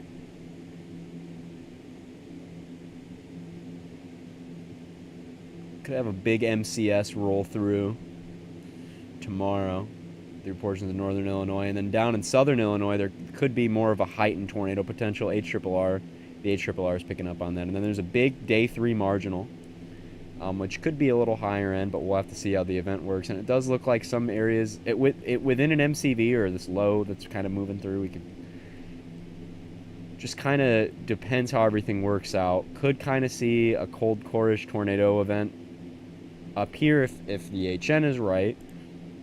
But then again, the placement of this is all over the place. Because the NAM 3K, which, again, terrible.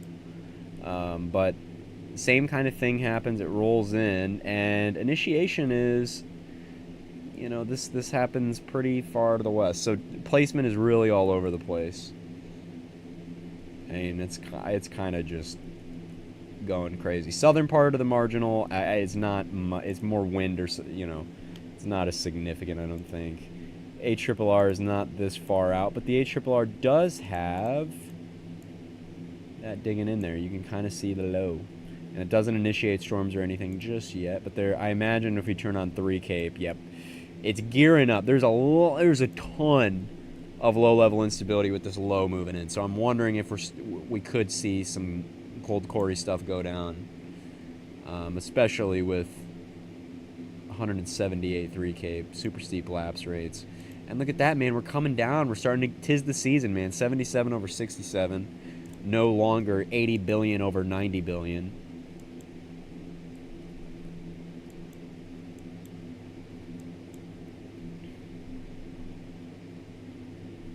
There is a severe threat in northern Illinois tomorrow. It's a, again, I'll go to the HRRR. This is what you have to deal with tomorrow. So, boom, and then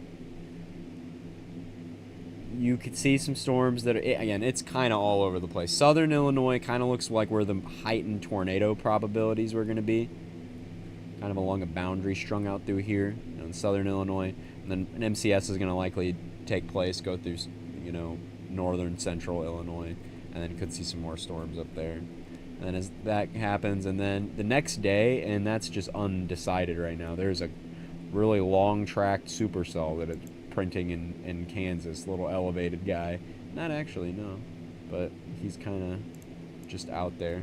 I am excited to see the new HRRR, because I just really want to get back out there in terms of chasing something nearby that is tornado-driven, you know what I mean? That tornadoes are really on the table, because, man, I'm telling you, man, it is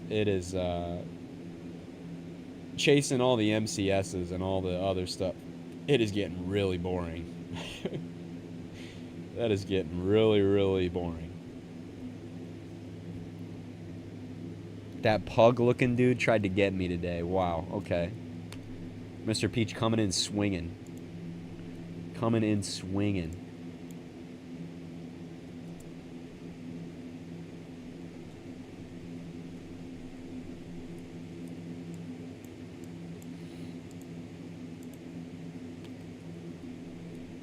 Oh, you can start to see we're getting bubbly. We're getting bubbly. Bubbly, bubbly. Bubbly, bubbly, bubbly. And you can see the bubblies up there. All the bubblies. Bubbly, bubbly, bubbly. Bubbly, bubbly, bubbly, bubbly. Bubbly, bubbly, bubbly. Let's go to mesoanalysis. Gosh, look at how much cape is out here just hanging out. Within the next 2 hours, we should be going. Visible satellite again. Bubbling. Those storms are gigantic, though. Those things are huge. Let's play it back from the beginning.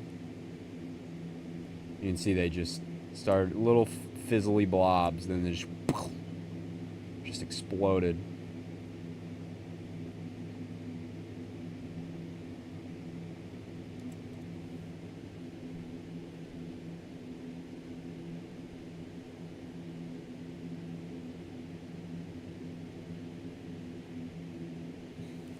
You know what I really liked? I liked the NAM 3K's run. At 12Z. Supercells in Eastern Illinois. Eastern and Northern Illinois. I really liked this. I would love for this to happen. Just a chill tornado event in the best chasing terrain ever. That'd be awesome. But it's the NAM 3K. Good luck getting anything that you want out of this god-awful model. It's so bad. But it looks fun. You know, something like this would be really dope. But no. It doesn't happen. Because it's the NAM. But I you know, hopefully the ARRR will be something cool up here. Something in Illinois or lower Wisconsin would be great. Ideally less than 5 hours away.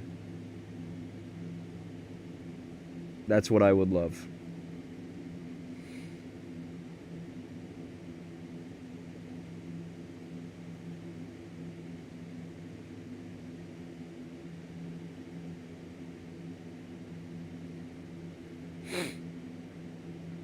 There's severe in Texas. Oh, there is, down south of Lubbock.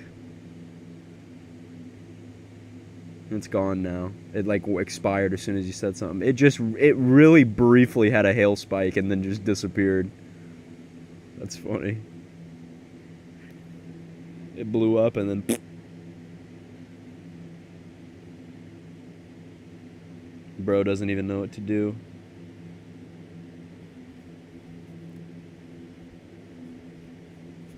Hey guys, what's up, Solar? Solar the bowler.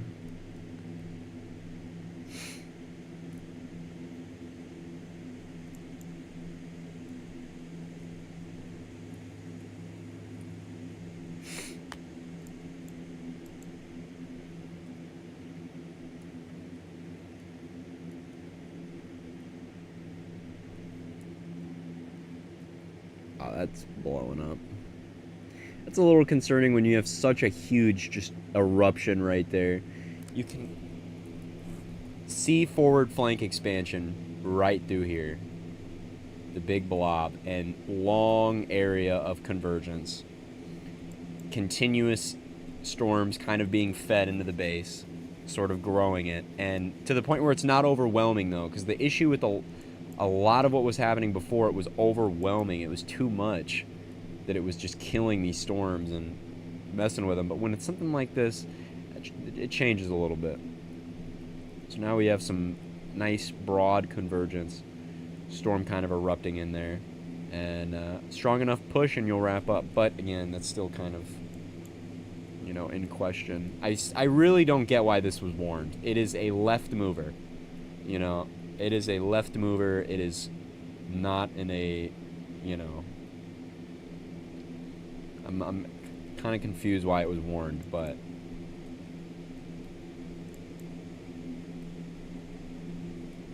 okay, why are your streams so cozy? Because I'm just a cozy guy. What can I say, dude? It's because I have minions, nano minions that fly through the air and they deploy blankets that are invisible. These nano blankets all over your body that forces you to be comfortable when you don't even know it. You can't see them because it's a nano blanket. Hello, June. OMG, not minions. Dude, you hate minions. You hate minions. Because he can yap for 5 hours and be entertaining. I appreciate that. I appreciate that. I consider myself a professional yapper. Now gone considerable warned on the southern end here. Tornado possible? No. 70 mile per hour wind gusts just along this right here.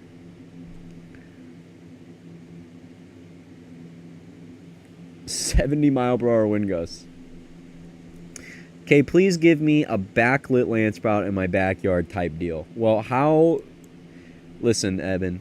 If I could, I would. I really would, dude. If I could sacrifice seeing a tornado this year to get you a backlit land sprout in your backyard, I so would. If I could just click a button and do that. But I unfortunately do not have the ability. If I had that ability, dude, I would be doing it all day. All right, Araru, that's getting deleted, buddy. Then I would. You'd see tornado pictures every day from me. I am really going crazy over that one solution, though. I'm so desperate I'll use the FV3. The FV3 is so east. It's like not even close.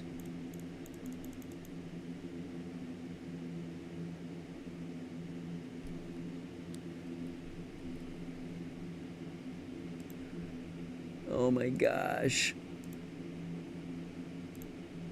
I'm watching the spinny spin though, dude. The spinny Wisconsin. Yeah, it's kind of Wisconsin, Iowa, Minnesota. The spinny spin. It's going to fly. And then hopefully what it's going to do is it's going to make an incredible photogenic tornado fest. It's going to be Dodge City out there.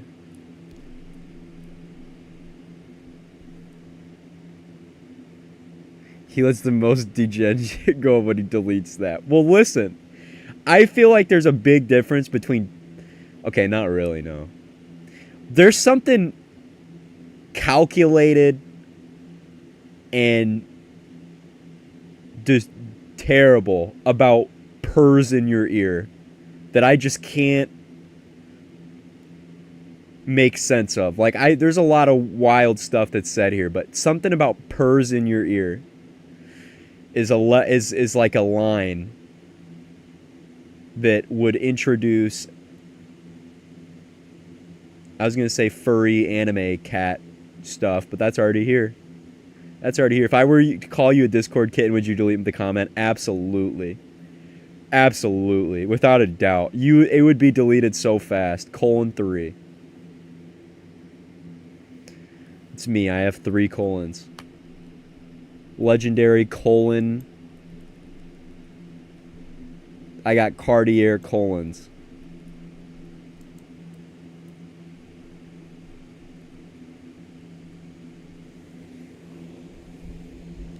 Colonoscopy 3. Okay.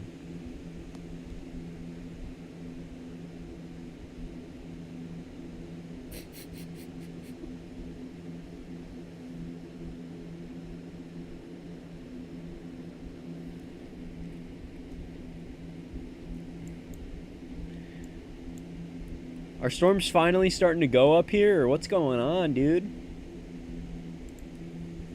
hits 7 o'clock there, so it's within 30 minutes or so. What if Arizona barks in your ear? Same thing. Here we go. Look at that. That looks legit now. We have actual kind of beans going up that are moving kind of east rather than flying northeast and kind of in themselves, you know. We must remove the semicolons under the skin. Wow, that is something. There's semicolons under your skin. There's semicolons under your skin. And again, one of the things that are, to me, is the left mover flying up and wrecking the environment downstream. But I think what it's going to do is it's going to go northeast. It's going to wreck everything like that, probably. But these guys out here have free reign, and they're going to just move east near and around the Omaha Metro, which is concerning. I'd be out here, though. I would not be baited by whatever went down here today, that's for sure. If I was chasing today, no way would I be baited by the Kansas. The Kansases. The Omaha Metro's the play. Just because they've been a hot spot this year, they'll do it again. Play the Metro. Play the unchaseable area. Just sit on the highest building in Omaha, and you'll be able to see over everything.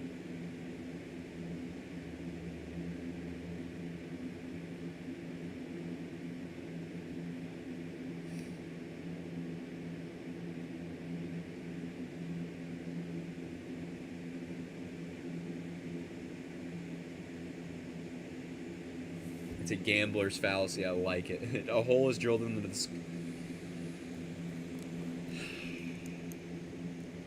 Of course, it can't be anything normal. It can't be like a, hey, how's your day? It can't be a, hey, man, you know what I had to eat today? Or, hey, man, you know what I did today? It's, we're going to remove the evil spirits from your skull. Who could have guessed? Dude, could we have Westmoreland, too? Look at that, though. It is a dog-legged, ugly... You know, I don't want to call him ugly, but...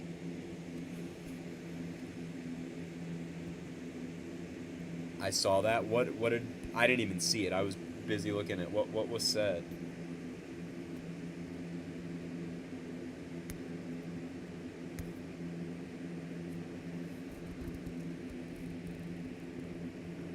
How was...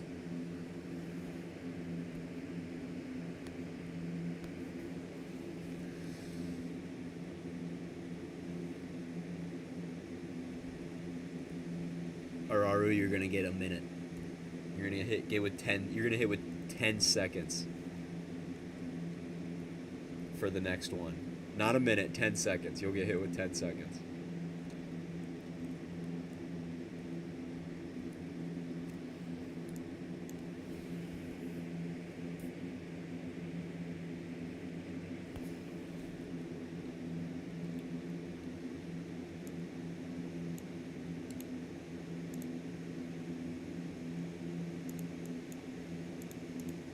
Keep pushing. Yep, there we go. Imagine living in Wahoo. Wahoo. The severe C reminds me of Tyler Metcalf.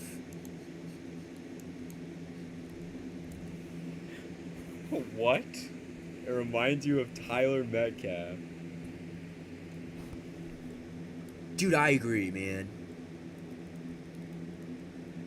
I agree, man. You're right, man.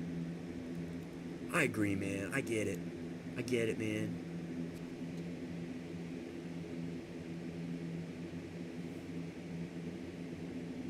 So scraggly and ugly.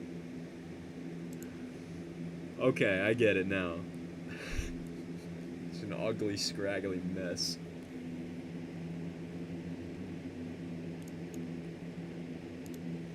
Let's go back to satellite. There we go. They're finally going. Look at that, man. Right up here. Right up here. All that skaboosel. New tornado warning isn't for what we were looking at. Yep, it is. Look at that, baby. Look at that. This is a better chance of producing than anything else today. I'd say there's not much that's interfering with it. It's a strange kind of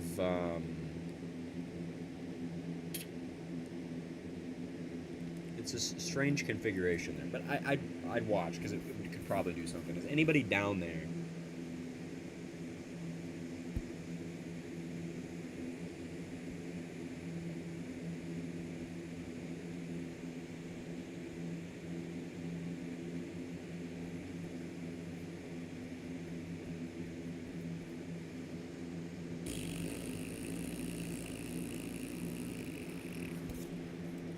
I'm figging my waterlog. I don't even want to know. Bonte, bro. He said Bonte. Look at that. Our low-level shear is just getting better and better. Viagra calls. Viagra calls, dude. Oh, Viagra calls. That's so dumb. Low-level shear is getting a lot better. And this is... I'm answering. Wow. Unreal. Anyway. It's going to keep moving. And, I mean, this is a big storm. Oh, my gosh. Look at that. 63,000 foot tops. I mean, it's going nuts as it's wrapping up and moving to the east. Great wind profiles as we continue to move farther east. And so, yeah, we'll see. I still have PTS from the eclipse day. He just has post-traumatic stress. It's not a disorder. It's just post-traumatic. Yeah, there we go.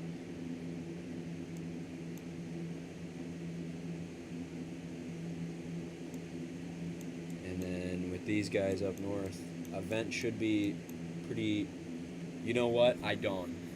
Particularly traumatic situation.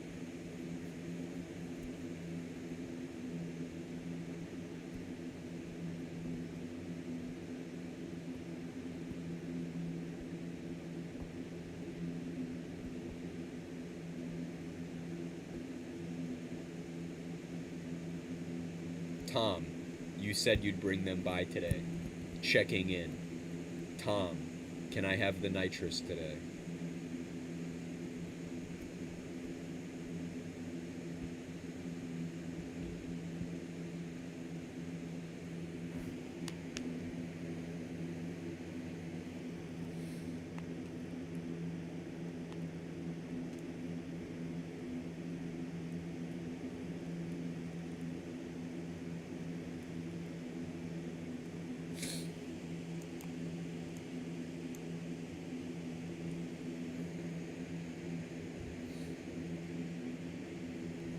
Hold on, I'm gonna be right back.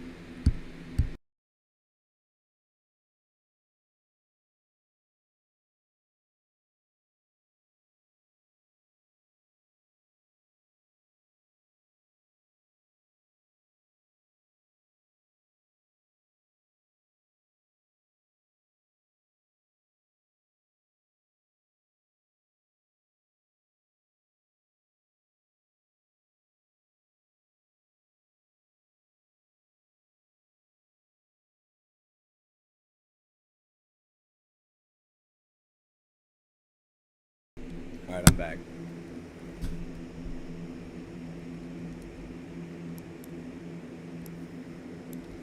Bro, it's hot in my room. It's 77 out. Why is it so hot in my room? Like, that's not, like, normal. Recreational nitrous. It's so... That is such just a thing.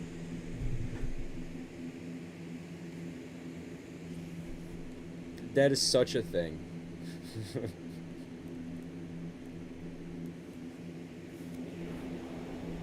Gosh, it's so hot in my room, and it's, like, not even...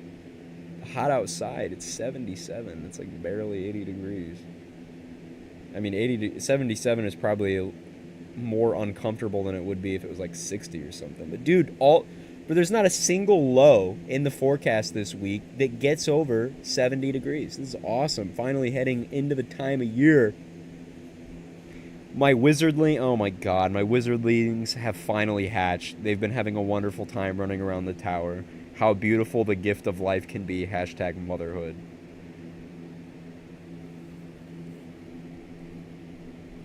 What is wrong with you? What are the odds I blow up my house with a fork in my microwave? Try it. Don't try it.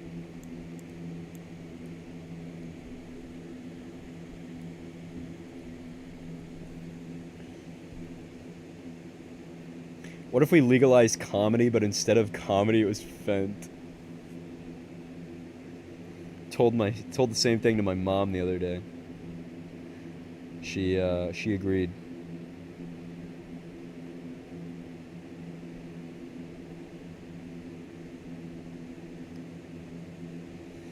What if you just got bored and like broke an arm?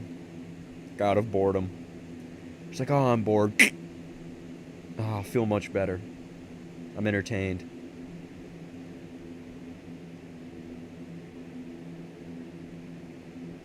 That's a pretty picture, Eben.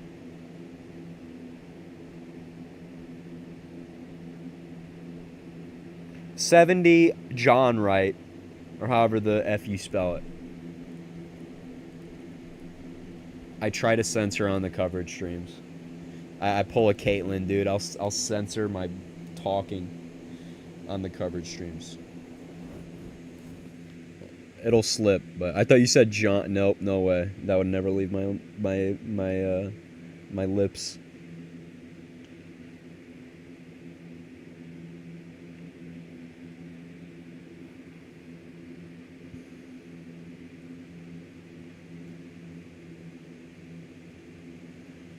I'm hungry, man. Have you guys had Wingstop?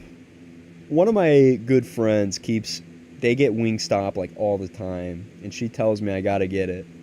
But I've never had Wingstop. And I was gonna go one time and I just forgot. Gavin Morris, what's up, Terrible?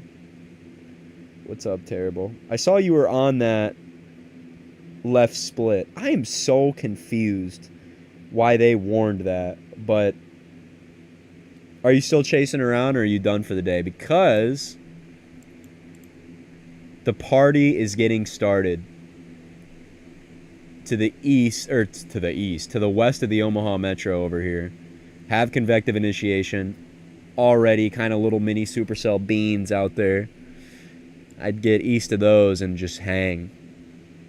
But dude, if you're busy, that's whatever, you know. But I'm just curious. I'm an incel and I think Costco sucks. Dude, I don't know why he said that. Like, that doesn't make any sense. The whole post is about fast food. And out of nowhere, as an incel, I think that this food is overrated. Like, what did that have to do with anything? Number one. And number two, why would you openly admit that that's what you are? I made an analogy to it. And it was like, dude, man, like, and just never mind. It was so dumb. I don't even understand that guy. And I looked through his Twitter, his tweet history. It is really bad, dude. It is like all caps nonsense, like schizo posting, really. Just a crazy guy. I mean, what would you expect from a self-proclaimed incel? But dude, it was something. Really, really strange. Really, really strange. Here's the ascent. It's coming in. And we're really getting storms. I like the configuration here because it allows mergers. What the best thing to do is like if I was a chaser, bro, I'd be like near Octavia. Nah, I'd be at David City. I'd be sitting here watching the updrafts kind of kerplunkel into 1 or 2. Watch the southern one. Maybe Osceola and just follow it near Shelby and stuff. But look at the road network. I mean, this is fantastic. Oh my God, it's gridded. Look at the gridded roads, man. This is like a dream. Because you could never lose the tornado if all you got to do is just dance around on the grids, man. Never mind. With all the grids, I would sit near the southern storm and just grid around, dude. I'd play Minecraft on the squares, dude. I'd just be sitting here waiting for all the updrafts to congeal. Currently, my grandparents are pretty close to a tornado about 5 miles away. Really, in the you just did a Topeka weather command, so I assume it's somewhere within this area near Westmoreland or so. Rotation is intensifying. Granted, it's a little slow, and there's no sign that a tornado is ongoing right now. That's a little interesting, though, right there. Height and velo. If I were him, I would be on a self-proclaimed Joker arc. Why? Blue Rapids, Kansas. Oh, he's in up here. Up there, yeah. The Joker arc. Have you guys seen that video that's like, if the Joker beatboxed? The Joker beatboxing. And it's that guy going, huh, huh, huh, huh. Dude, it's so bad. It's so bad. Why so serious? First lightning strike. First lightning strike near Shelby. Dude, this gives me the tingles, man.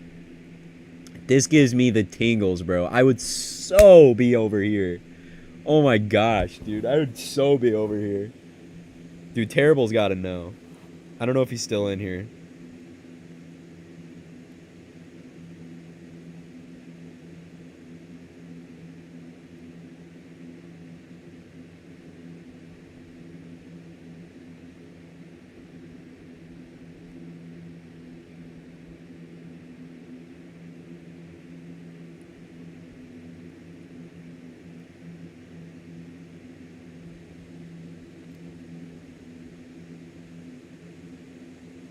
I bet there will be another lightning strike. I don't know what tripod I'm going to get. Definitely a cheaper one. A $100 tripod is a little rough.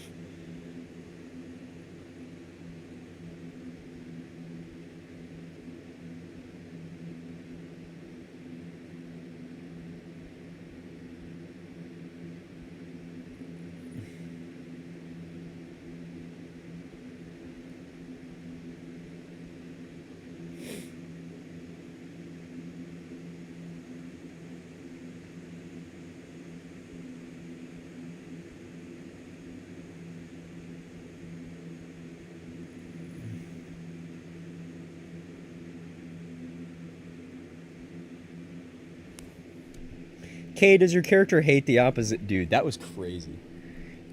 Does he hate the opposition? Is he a slime? Look at that. 2 more lightning strikes. Eagle was right.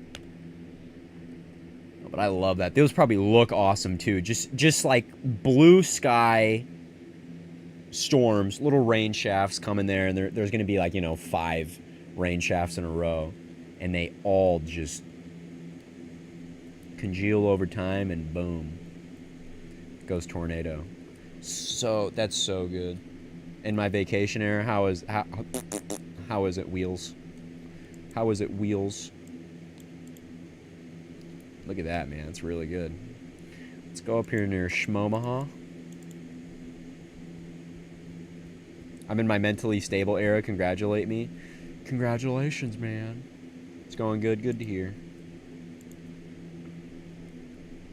Gosh, I love that, man. I would not fall for the bait, man. Like, if you were chasing Kansas today, great. But this isn't worth it, low-key. I think this is a scam. I think what you should really be doing to enjoy some good storms would be these. Do not get scammed. I'm in New York. Oh, that's even worse. I go back to blocked out New Jersey. I'm in my evil Rick Sanchez era. You know what? You just never mind. David City. Yep, June's gonna go crazy. It's David City. Let's go to Sandwicho. I'm in my Mortex era. Dude, I'm done.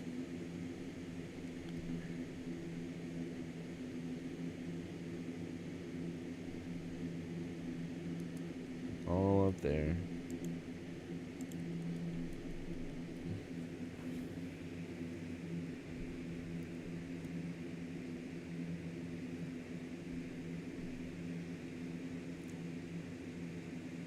Whoa, what the? Large funnel, possible tornado ongoing right now. Looks like we might have a tornado ongoing. on that warning. I just dropped link in chat. Click the link. Hunter Hurley's got a view of what is at the very least a very large funnel. Obviously, ground is obscured. Can't see what's going on. Doesn't necessarily look like a storm that screams, oh my gosh, there's an ongoing tornado. But, you know, there could be, you know. I mean, you know, like maybe in this right here or, you know, in the heightened areas, you know. Solar, I'm glad you're in that era. I'm glad you're in that era, Goat. I'm glad that that's what you strive to be. I'm glad that that's what you strive to be in life, you know? Good job. Good job, buddy. I'm proud of you. I'm real proud of you.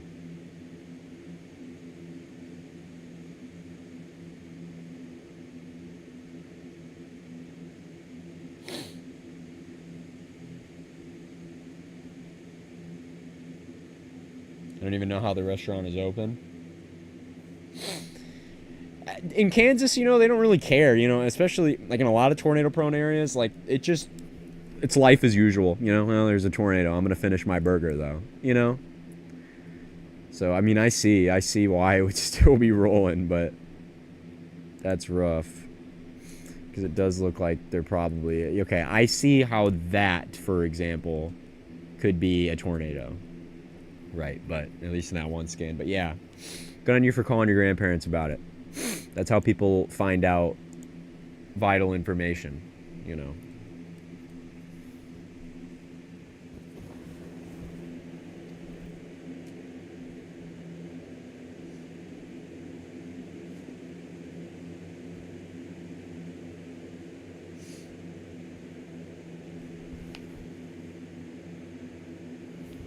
I'm starving, man. I'm gonna have to go get some food.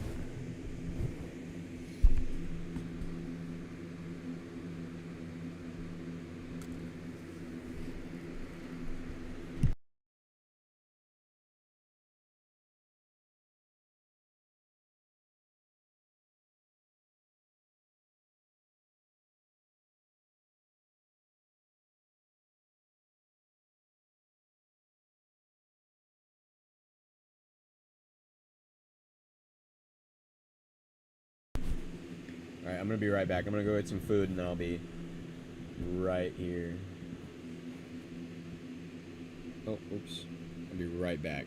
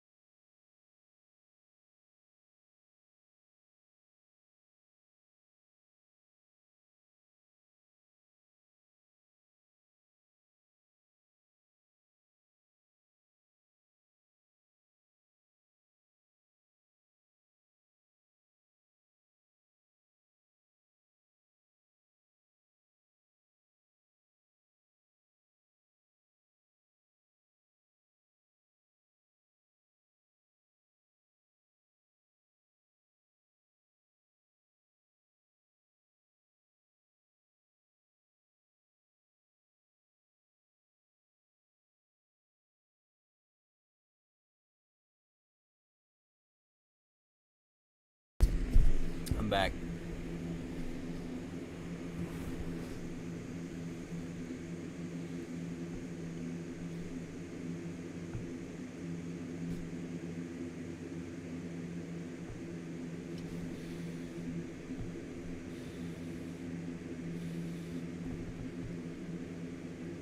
Yeah, that was a big tornado apparently in Wheaton, Kansas.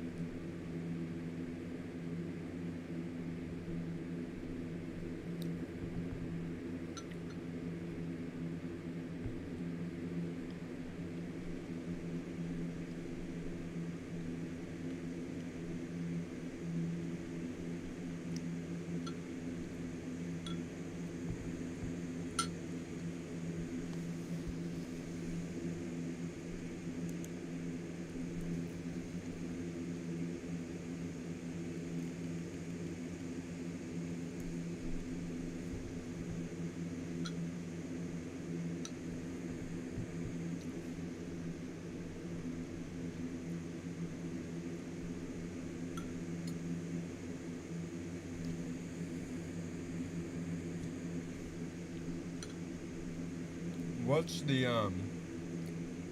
the best vegetable? In your guys' humble opinion. Confirm now.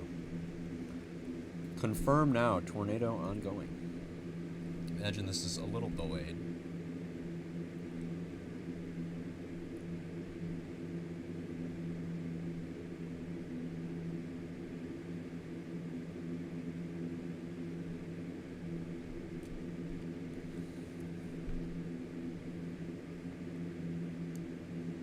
Tomato. A fruit, but I'll let you slide in the sense that, like, tomatoes are used in vegetable stuff. Cucumber, kale, broccoli.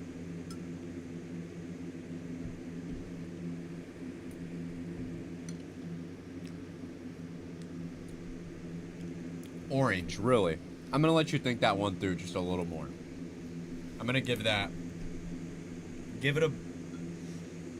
the question just a little more thought and then come back to me.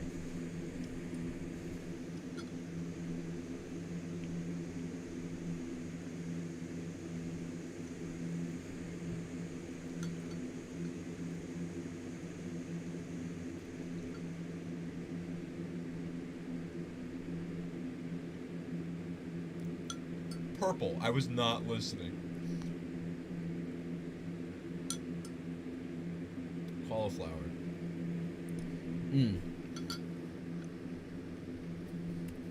Cauliflower crust pizza is fire. If you haven't had it, I would suggest.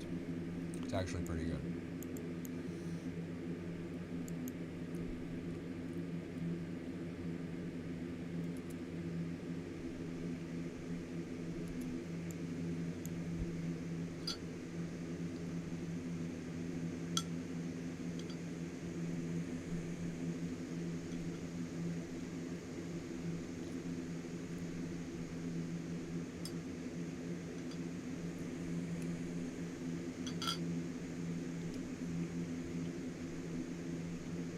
I like that one vegetable. You know that one? Yeah.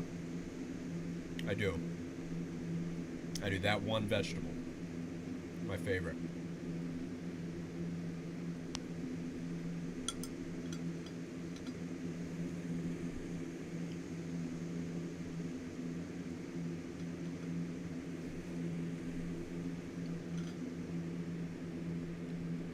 It was bitter as hell at my local pizza place. Really? Bitter. I never had that experience, personally. That's interesting.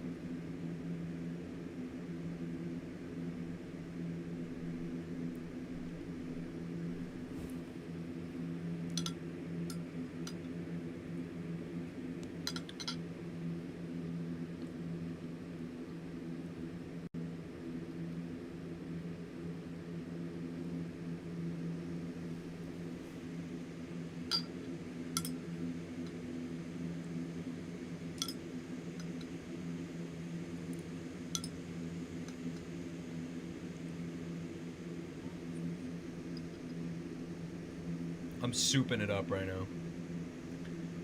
My favorite vegetable is Stephen Hawking. Get it? You ever heard of dark humor, buddy? That's screenshotted, cropped, and saved. And then copied and pasted everywhere.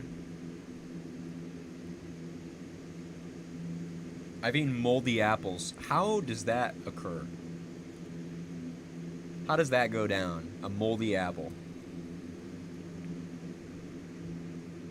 What kind of soup are you eating? It's like a ham and beans kind of thing.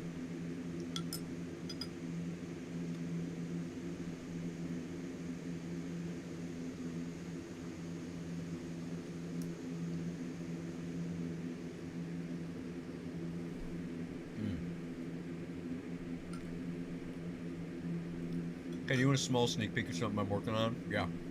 Throw it to me.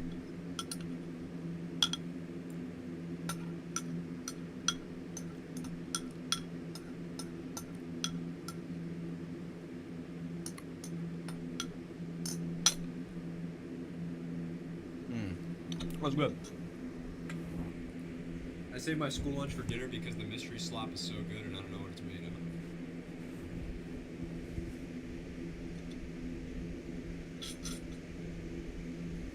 where's my phone charger? Hold on.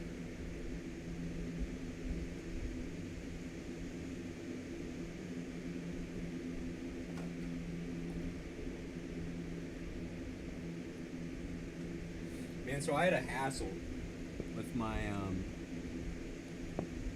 car lately. So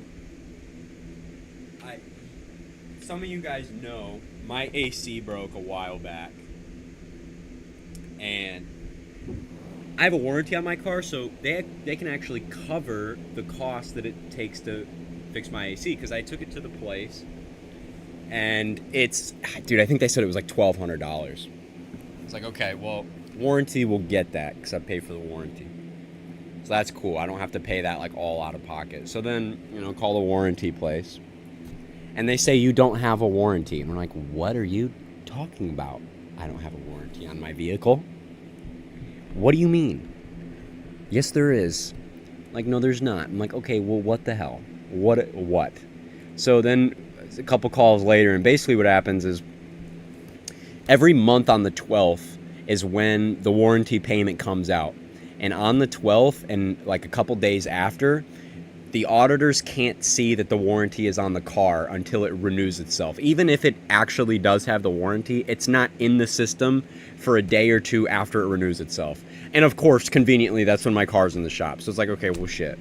So I had to pick up my car yesterday, and I have to take it back again another time to fix it like next week or so. It's just like lame. It's like, bruh, like what a terrible design flaw in the system. Like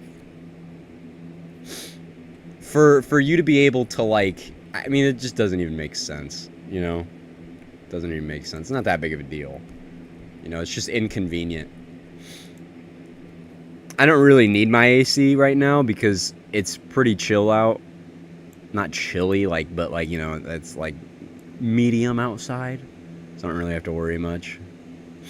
But it's definitely gonna come in handy eventually, bro. Like, come on.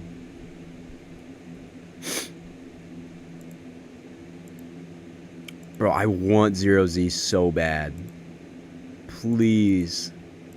It should start running within like 10 minutes. And then you gotta wait like basically an hour for it to fill in, but wow, it's medium. It is, dude. It's the best way to put it. It's medium outside. It is getting schnuts over here. Look at how hard it like spun inwards on itself.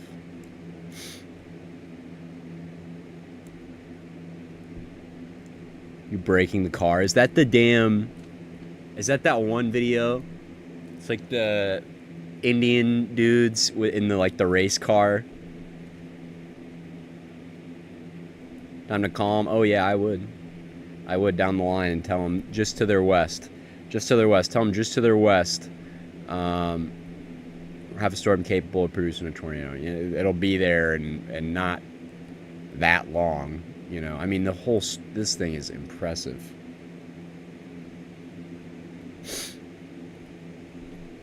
I mean, my gosh.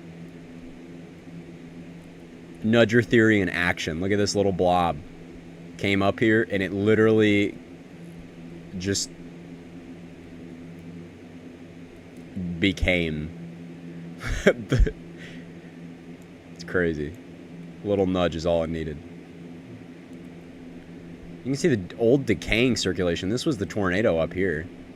And you can see it just kind of flew away. When I play the loop back, you can see the old decaying circulation just kind of fall back like that. As that nudger comes in, I wonder if the circulation falling to the south influenced the development of the new one right here. But yeah, it's kind of crazy. Now, right now, these are interesting, these kind of signatures. They kind of produce sporadic tornadoes. Did they upgrade it to PDS? No, it's only confirmed right now, not PDS. It's a confirmed tornado. Spotters reported a tornado on the ground and lasted for 5 minutes. It's interesting wording. It's not a PDS though. Got another little nudgy guy coming up behind it. Tornado warning extended now though, covering portions of Onaga, Duluth, and Wheaton. So family's aware now if they weren't before.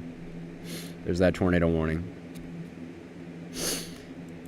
Pop back over here. Storms are slowly getting organized. They're taking their time, but they're going to do it. Yeah, let your fam know. Fire safety. Let your fam know. I'm so glad we do these live streams just for that reason, man. I'm so glad. Wow, holy cow, man. That was a beautiful tornado. Oh my gosh. Oh my gosh. I'm going to drop a picture in chat. Crazy tornado and structure. Absolutely nuts. In chat right now, click that link. Open it up. Even if you don't have Twitter, you can just open it on Safari and it'll show you the post. Crazy. Crazy structure. Big cone tornado with crazy structure and blue hues and all that. You know what? I take back what I said. I said that this was bait. It's not bait. That's pretty fire. That's pretty fire. That's pretty fire. I did wonder if Kansas was going to be the show of the day, though, because the ARRR was pretty hell-bent on a really robust tornado threat somewhere in Kansas. But yeah, I'd still probably be hanging out up here waiting on these guys. More of a later chase with these, but I've seen a tornado once, and it was the most dank-looking rope tornado I've seen. Pretty dope. Do you live in Kansas as well? Since I'm assuming so, if most of your family does. Yeah, Topeka. I love Topeka. I like Topeka. Dude, there is a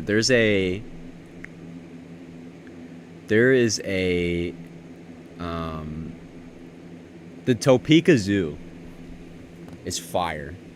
I was there just back in May. Okay. Dude, and it's so weird because they have so many damn giraffes in the middle of Kansas. It's so goofy.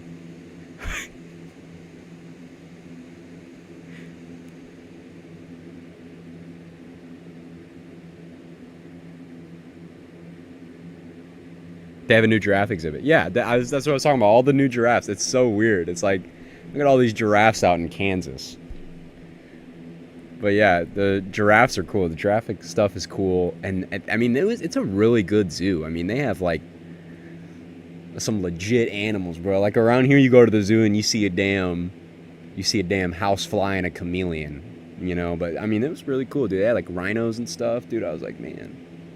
They had an elephant. They had a couple elephants. It was playing with a ball. It had like a ball in its enclosure, and it was like putting it on top of stuff. They're supposed to get new animals at the new exhibit. Like I think one was a gazelle. Damn, dude, they're getting good at the zoo. But yeah, it was really fun when I was there. It was fun when I was there, man. I enjoyed it. And I don't live there, but I enjoyed it.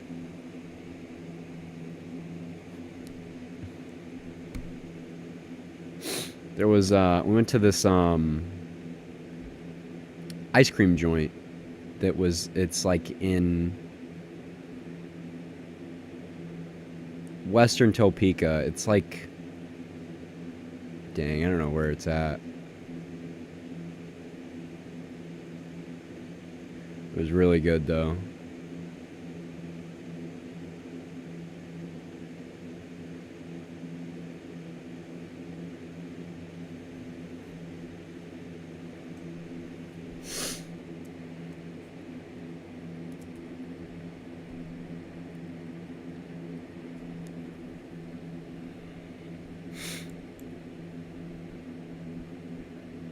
Oh, wow.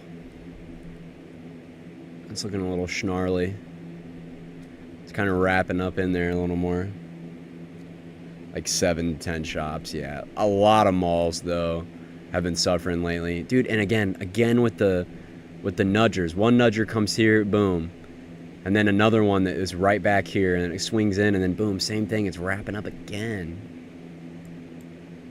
Nudging in action. Look at that thing, bro.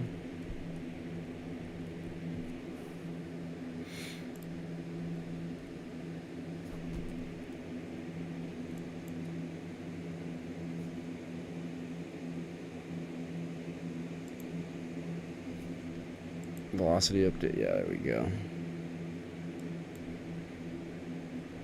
Tornadoes never fail to interest me. Hey, I got you. This is what I live for, you know. It's those back nudgers. Yeah, man, they just come from the back and they force it.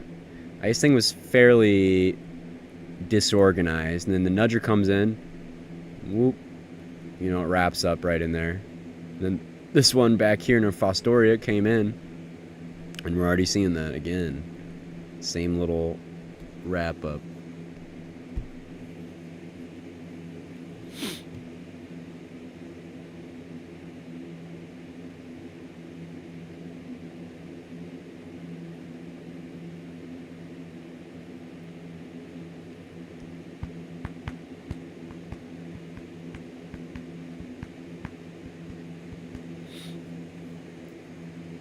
I'm gonna open Freddie McKinney's stream and see what's going on.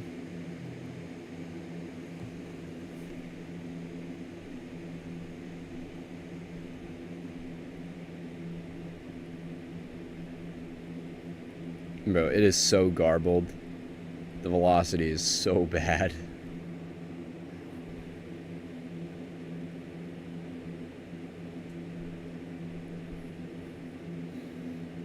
But it's kind of catching up to its own outflow here, just a little bit. Sort of caught up. See the outflow right there, extending out. And maybe it'll give it another shot. Maybe it could. We'll see.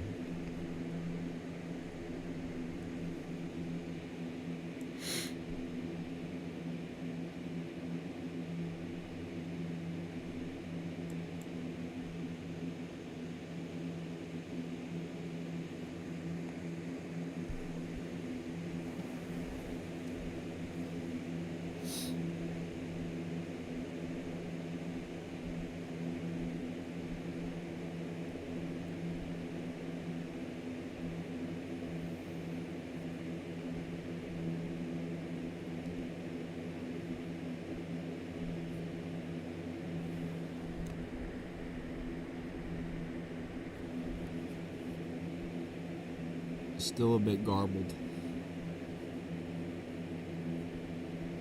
Man, dude, I'm kind of craving like fries and like ranch.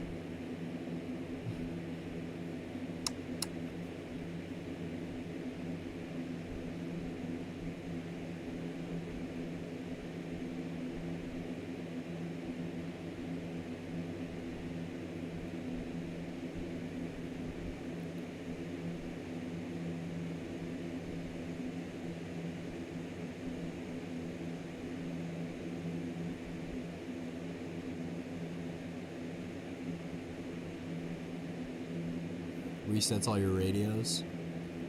Are your radios all like plugged in and stuff? Cause mine's like battery and stuff.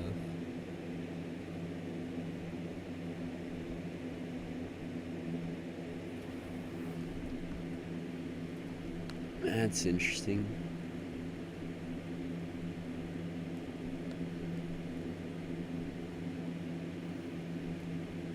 We have another nudger though. Consistently, that's going to keep funneling in. We have just a train of convection that's going to come back and hit the backside of the supercell and keep assisting it. So we'll see that. Still little skinny updrafts up here just hanging out, taking their time to do their thing.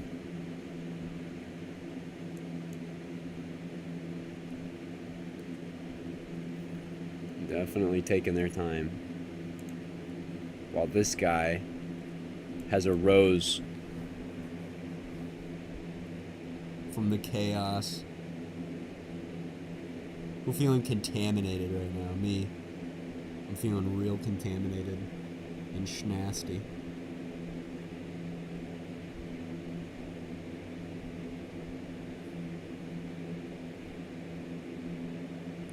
And those storms going up west of Omaha, man. I'd like to be on them.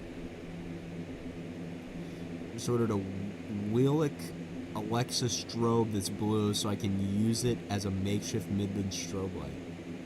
It's pretty cool. Contamination Nation. talk to him. Contaminator. I be getting nasty. I be spreading diseases. Contaminating surfaces. I'll be coughing without my mouth closed or whatever. I'll sneeze on sterile equipment.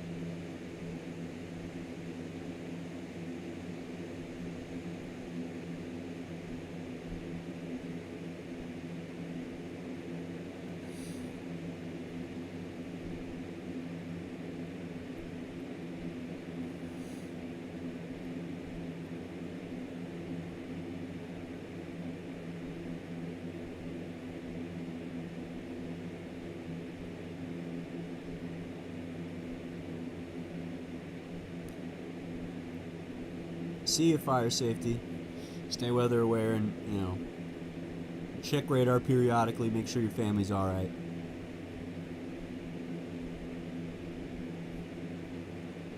Bro, this storm is just hanging out there.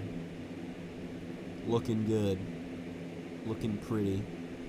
Just the way its outflow is, it's just not balanced enough. Own RFD surged out a little too far ahead of it, and so it's got to balance itself out, and it takes time to do that.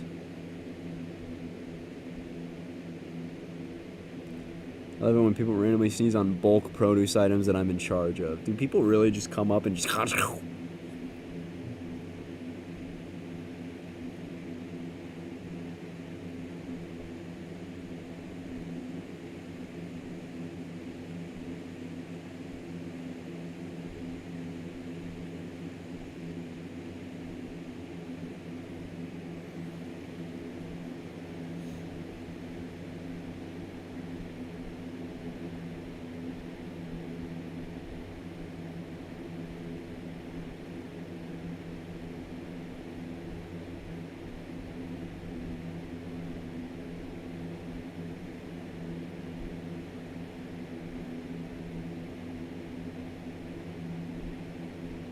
we get going? I mean, I don't know. It's definitely a lower end threat, So I mean, it's not like we were expecting anything too crazy. This might just be the extent of it. But we're still waiting on those storms out to the west of Omaha right now. It's about 7:55 p.m. their time. And boy, I mean, it's unstable out there. It's ready to go. They're just taking their sweet time to get organized. But we have to just get a little more forcing from that short wave to really pop off a bit. Get those storms growing. Get them bolstered. Because there is a serious cap there. But it'll lift it away. Especially, it really looks like it's happening now. It's so the forcing is there, and they're growing. It's just taking time, taking their time. It's just the August stuff. It always sucks. Hey Kay, do you like to scrape?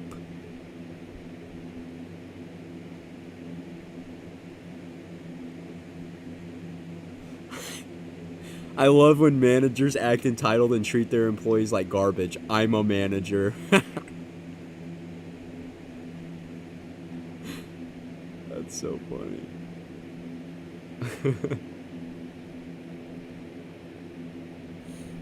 I would love to be a manager of a place.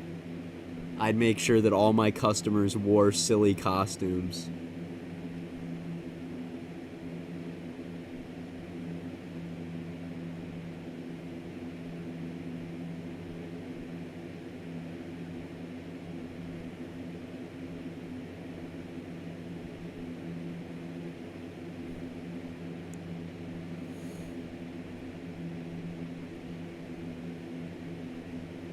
Check that out, man, by Hunter Hurley. Crazy structure.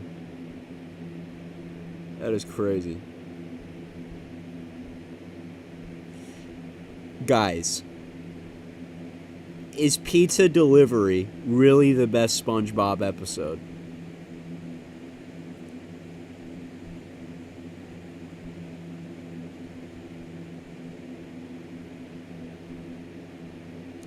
Yes. I'm glad you're based. I'm glad you're based.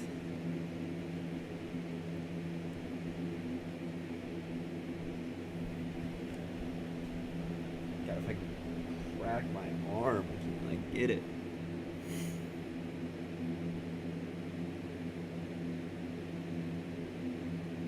Dude, as a kid, it was like, oh my god, there was a tornado in the SpongeBob. Oh. So I always freaked out about it, you know. Wait, I'm based. You're based too, Goat. You're based too.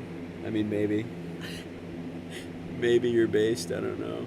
I mean, I hope you'd be based. It's just you have to say something based to be based. And you said maybe. And you know that's a potential base, but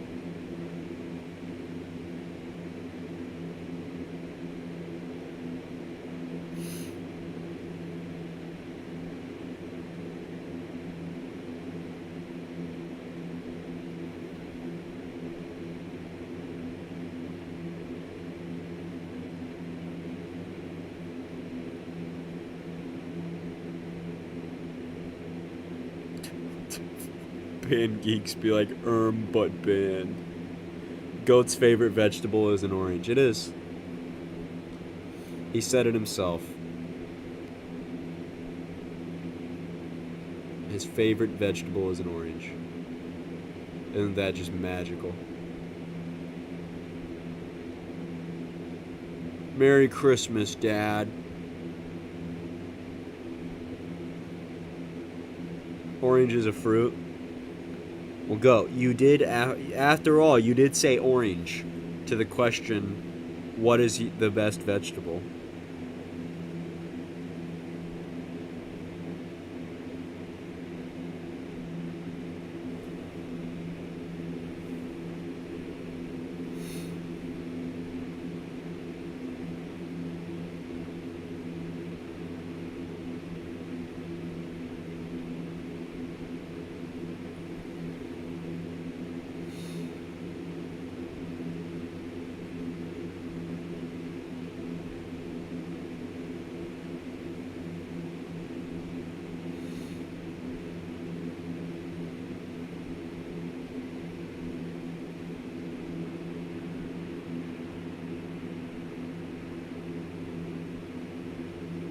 Actually, orange is a citrus. Oh, fuck me.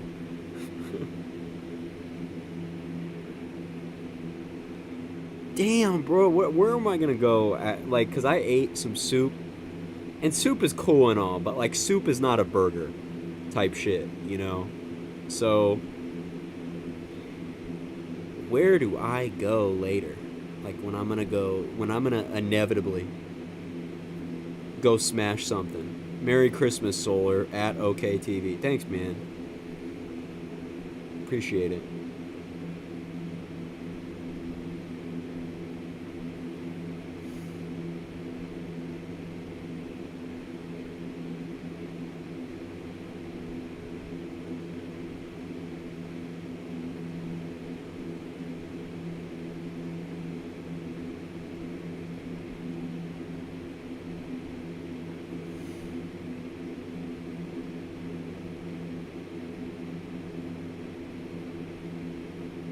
That is so crazy.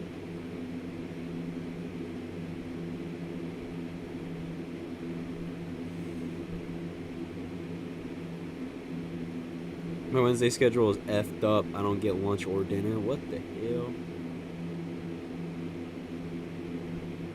How do you live, brother? How do you survive? My supper today was eating in an Asian buffet alone at 4 p.m. Was it good at least?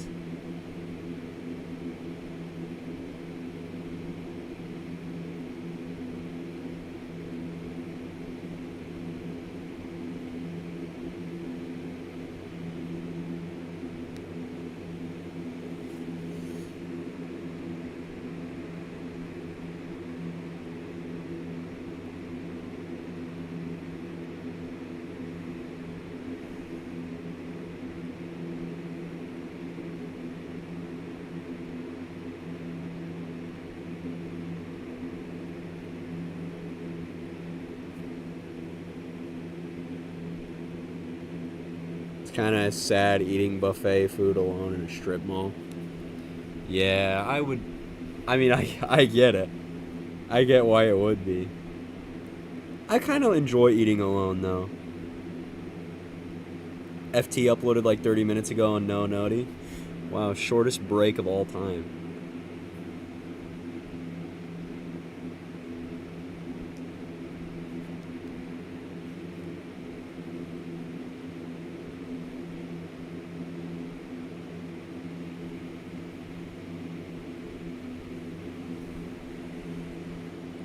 Ugh.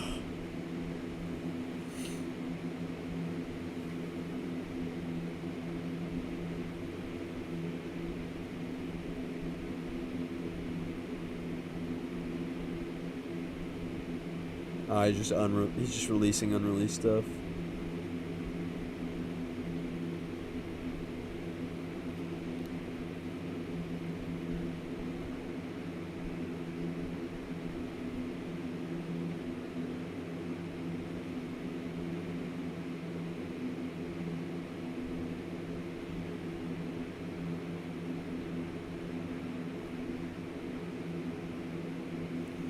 Bro, the Nebraska Storms are struggling bad. It's really interesting, really.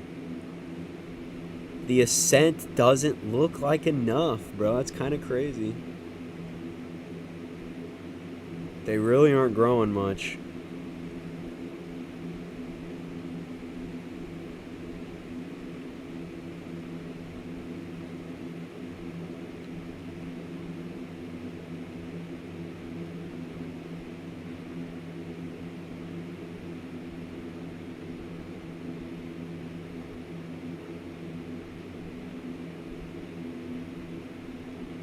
Still little updrafts that we'll see if they merge together and stuff. Is it normal to have a history of lower back pain by the age of 21? Well, I don't know.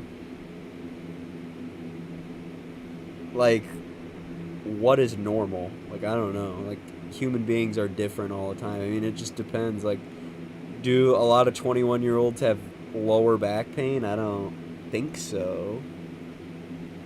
But, you know, depending on how your life is, that may be normal for you, you know?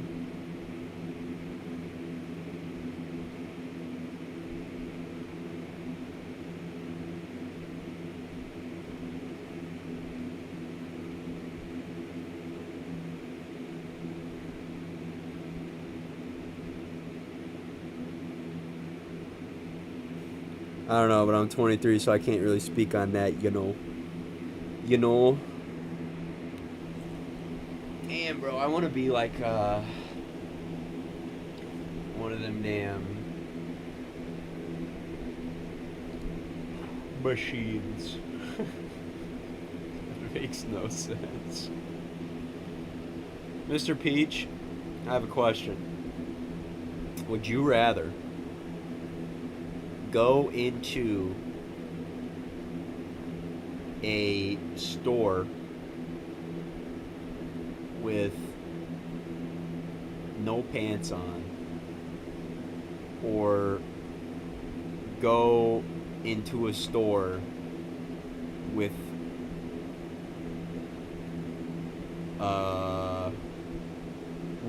a big piece of paper on you that says, please punch me? Which one? No is not an answer, Mr. Peach. It's actually a would you rather question.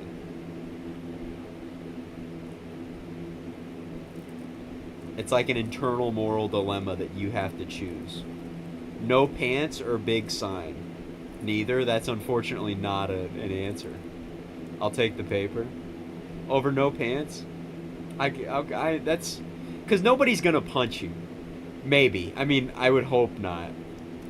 Like, I feel like if I wore a sign in public that says, please punch me, I don't think anybody would really come up and just sock me in the face. Become a sex offender or be assaulted. That's basically the result.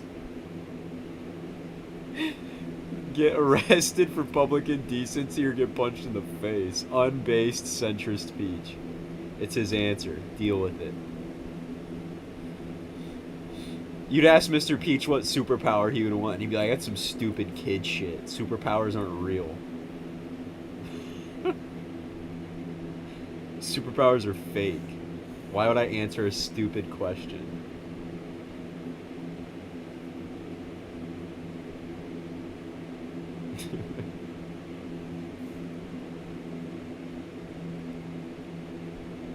Have y'all ever looted a homeless person shopping cart? No. Mr. Peach, I think your superpower is actually putting the same message twice. Repetition man! Looted a homeless person's cart. That's really fucked up. I hope you haven't done that.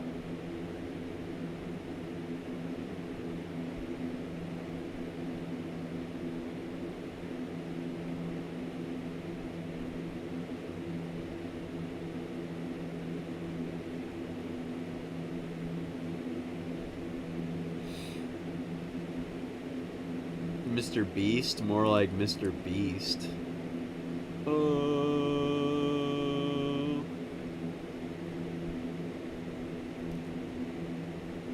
Please tell me it's a joke. Well, I don't think he'd admit it now. Probably a joke. That's some crazy... Bro, you gotta be... If you have to loot a homeless person's cart, you're probably really not well off at all, bro.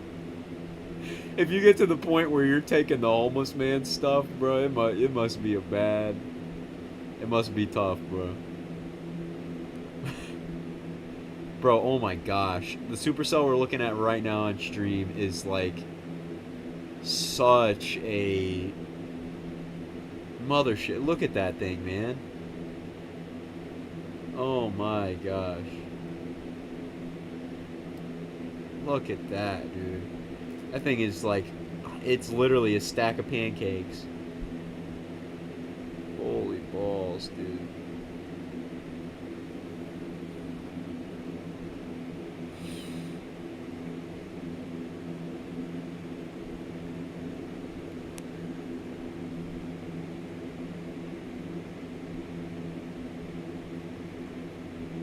It's a joke, but I have considered it a few times.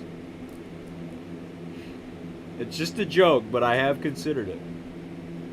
I have considered it. Sometimes you just gotta think, you know? They need to start adding Velcro to shoes again. Low key, dude. That shit's hard. Like, imagine having like a... Maybe it's not hard. And maybe I'm brain dead. But I think it would be hard to have like some nice shoes that have Velcro. Okay, ask me, would you rather? Go. Would you rather have an incredible dinner, the best dinner you've ever had with your family and friends around, or get hit by a bus going 43 miles per hour? Which one? Now this is a difficult one.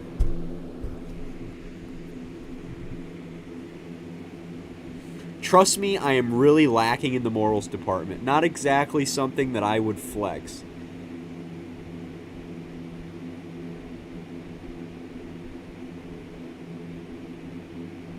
Dude, the storms west of Omaha are dying. I lagged, but all I heard was getting hit by a bus at 43 miles an hour. I'll ask the question to you, Wheeler. Would you rather have the best dinner you've ever had in your life with your friends, or get hit by a bus at 43 miles per hour? Which one?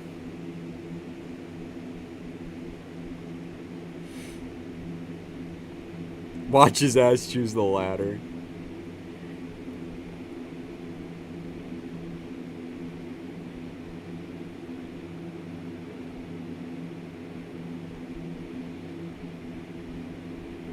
Damn, bro, I'm hungry. Yo, what's on DoorDash? I gotta go look. Bro, my haircut was $100 today. $100. $100. $100.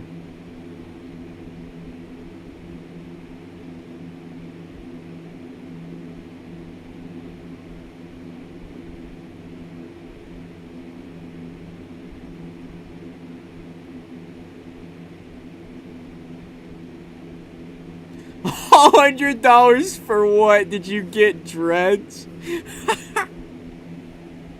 No, I took, my brother was with me, so that was part of the $100. It was me and my brother's cuts were $100. Because I took them with me. Because, yeah, I just took him with me to get his cut too. $50 for each, plus a $20 tip. So it wasn't really 50 each. It's like 40 each or so.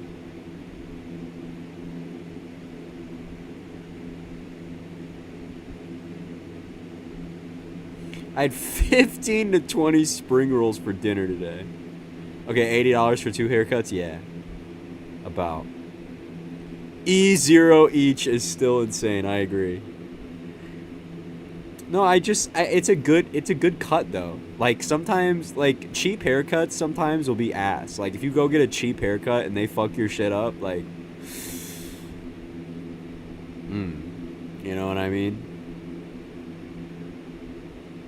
Like damn, as long as you don't do me wrong with my haircut, then maybe better be the best barber. I would make the argument you could have bought 100 gumballs with that money. Dude, when I was a kid, I really wanted a gumball machine, and my mom got me one. It was a little tiny gumball machine. Shit was crazy. And then another time, dude, I wanted a cookie jar really bad. I was a weird fucking kid, dude. Kids wanted toys and shit, and I was asking for cookie jars. I was there a photogenic water spout 7 days ago over Lake Charles. Bro, how? Really? See, that shit would just make me sick. Like, if I lived somewhere and I missed I don't know, dude. I'd be like,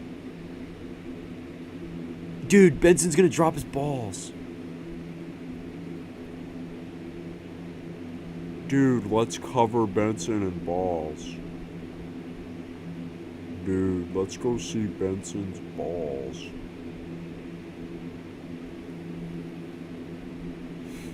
Bro, I wanted a fucking washing machines when I was a kid. Yeah, that's not normal. Hair people really do hold your next 2 weeks' confidence in their hands. Yeah, really. They really do. A bad haircut is bad. I've had bad haircuts before, dude.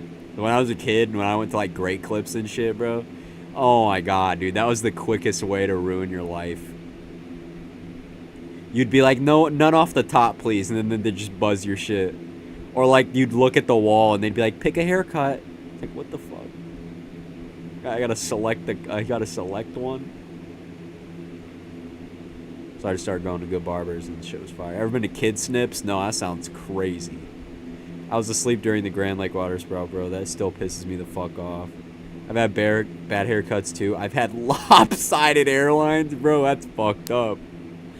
See, that's why I'm willing to pay just a little more so they don't fuck my shit up. Like, imagine going, like, a haircut for just you, like, okay. What's like a haircut at Great Clips? That shit's got to be like $20, right? If you just had to pay, and say I didn't tip her or anything, I just was like straight up, probably been like $30, $40 for a haircut, right? Probably $40. Like, if I just had to pay an extra $20, knowing that my shit would not be destroyed and that my hair would look really good, I'm paying the extra $20. I'm paying it. I am paying it. Rather than, you know, taking the gamble. Oh my gosh. I once got a buzz cut from my mom, actual PTSD. Oh my god.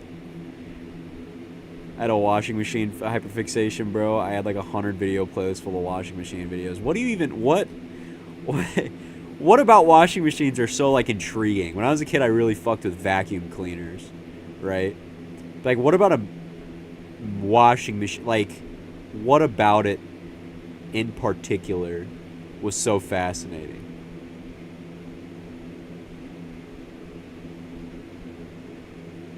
I'm in a place called Floyd's, and it's pretty goated.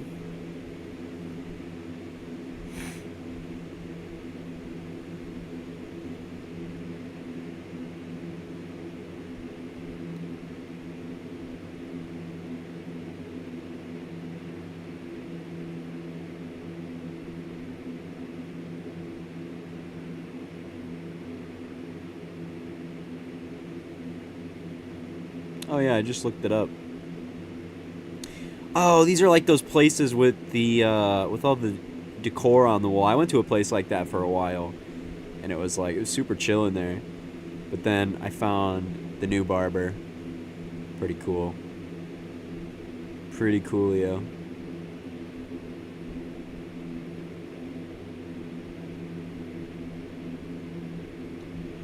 I just hated the places where there'd be like a set of haircuts on the wall and you just have to pick one. It's like, bro, that's like, I don't want a damn comb over. I'm like 9. What the like, differing mechanisms, the way it spun, the water sounds, soap. Okay, I don't know if you know, but the Grand Lake water spout was sunlit and looked like it was on land from certain angles, and if it went on land, it was the best tornado in my area.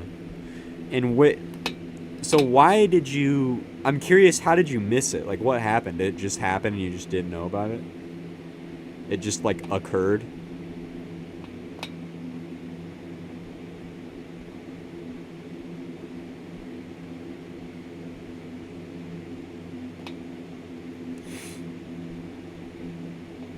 I was asleep because my sleep schedule sucked, bro.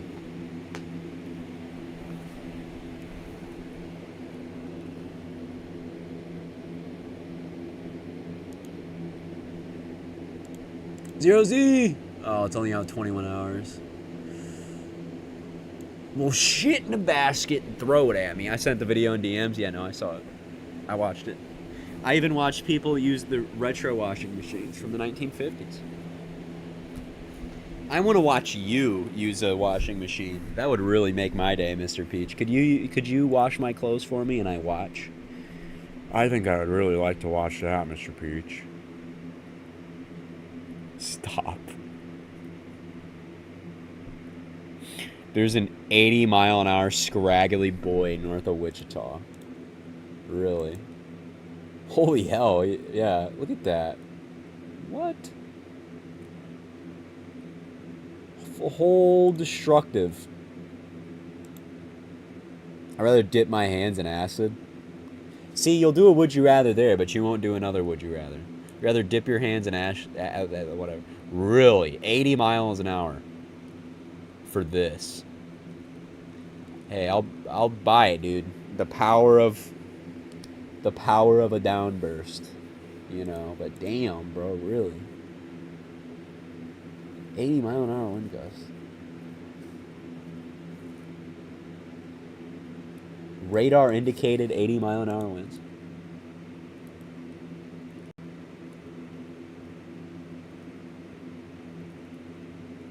Hey, I'll take it.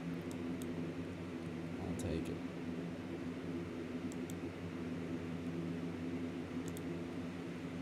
Yeah, these are struggling so bad. It looked so good earlier with this configuration, and then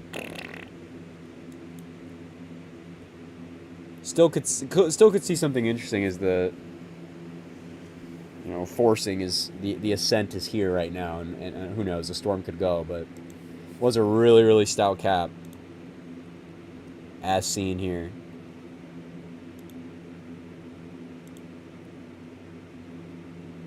Is there a new sounding?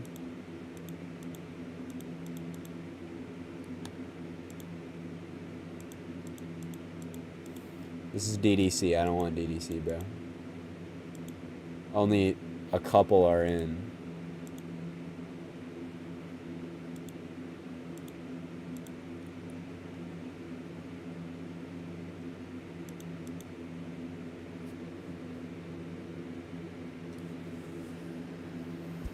Damn, dude.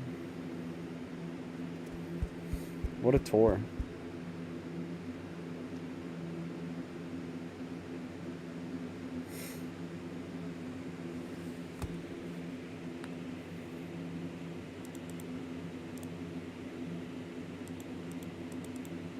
Hello, buddy. Can I please view the soundings on the sounding board?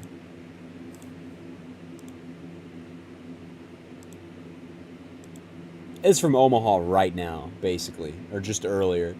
And you can see that we did lift and cool that cap a bit. We're still, there's still a warm nose there, but we're not totally 100 million% capped. We're still a little, cap, but using the most unstable parcel, we're able to rise. However, this is a pretty terrible environment. It's pretty god-awful. And there's no robust supercells. I'd almost say that it's done. And then we'll go to Topeka just south of... Damn! Damn, bro. Almost 5,000 cape. Almost 5,000 cape in that hoopy. That hoopy loopy. That whoop. That whoop. Lots of 3 cape too. No wonder that was the one. Hey man, that was the play. I was curious if it would be. I was really curious if Kansas was going to be the play. It looks like we do have some storms that are rooting out here, but we'll see. Hey goat, what do beavers build? Oh my god, he hates that shit.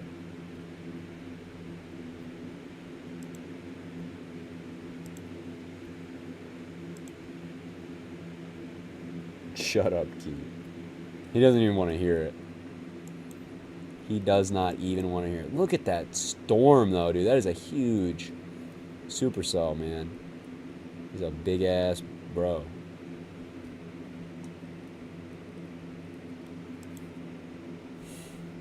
Pretty impressive, though. Almost 6,000 surface-based cape.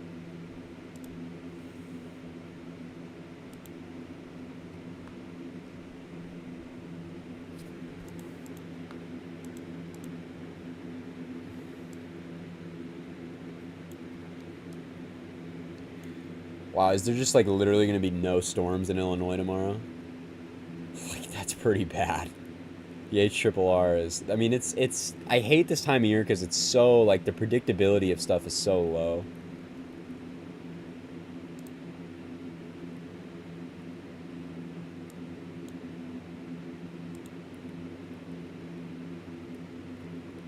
I think we'll have a nighttime MCS. This looks like the before an MCS, just, but that's trash. Ugh.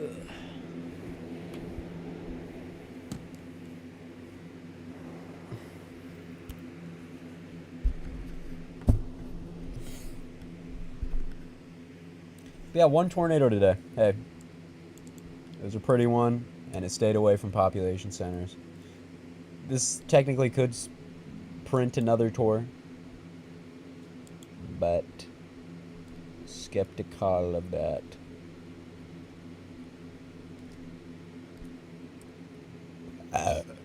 Excuse me.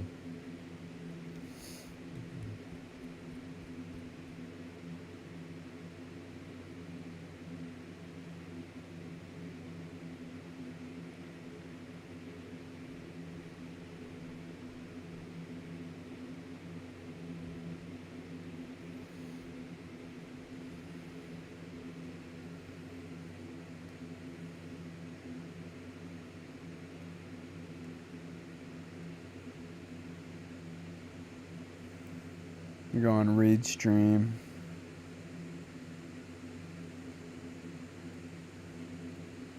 Let's see what's going on. He's got a... Going back a bit, he's got a really low wall cloud on his stream, but... Oh yeah, he's got a really low wall cloud. Holy cow.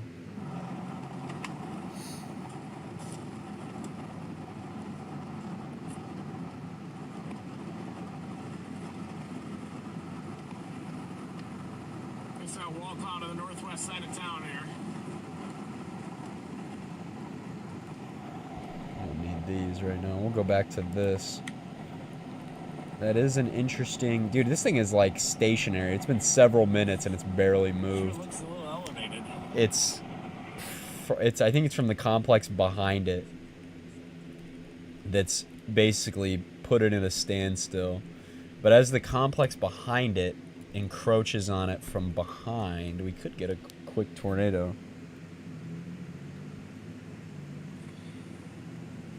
But it's not all... It's a low wall cloud, but it doesn't have much organization, it doesn't really look like. But can we do a regular stream after this? Bro, after this I'm done. I'm not going live again tonight. Because I've been live for like 3 hours on nothing. And then after this, bro, I'm gonna take a shower and tuck myself in, bro, and turn into a burger.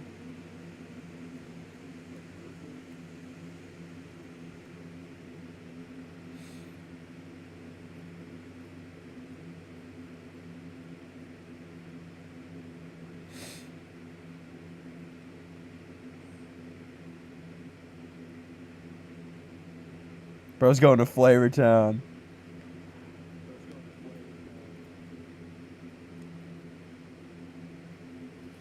I want to meet Guy Fieri.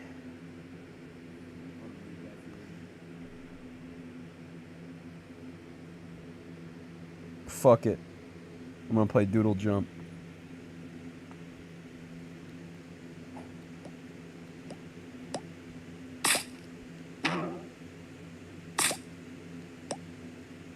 What y'all know about Doodle Jump?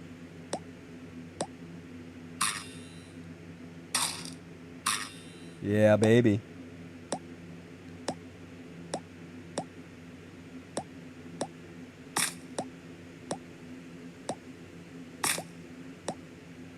Oh shit, I got a rocket.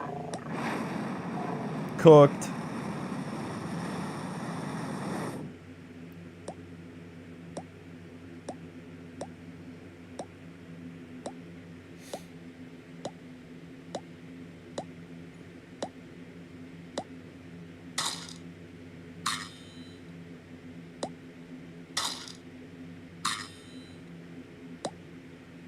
Jetpack, oh my god.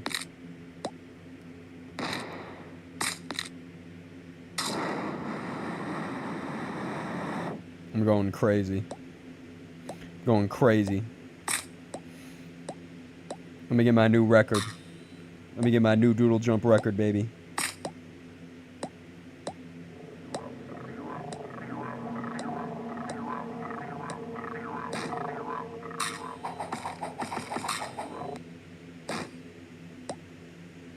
I'm locking in. Hold on.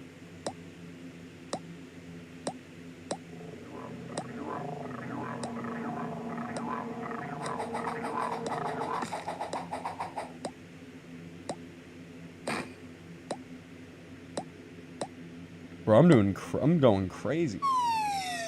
Alright, never fucking mind, apparently. How are you not bored after a stream? What do you mean?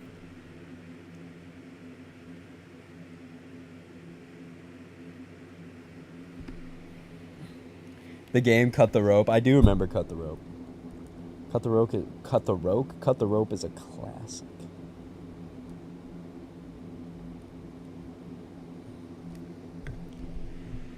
Imagine if Max Velocity did this late drive. Oh, the outrage. Yeah, no, dude. Imagine if you played fucking Doodle Jump. That's crazy. It's just because it's so boring. Like, if I had, like, a big audience, there's no way in hell I would attempt to play Doodle Jump on a coverage stream. But I have the freedom to. But that is... Imagine. Ryan Hall, y'all, playing Doodle Jump. Well, are you bored after a stream? Not really. I mean, if I end a stream, it's because I'm tired or I got bored of streaming. You know? So, like, usually if I get, like, bored of streaming and I end the stream, I'm no longer bored. You know what I'm saying?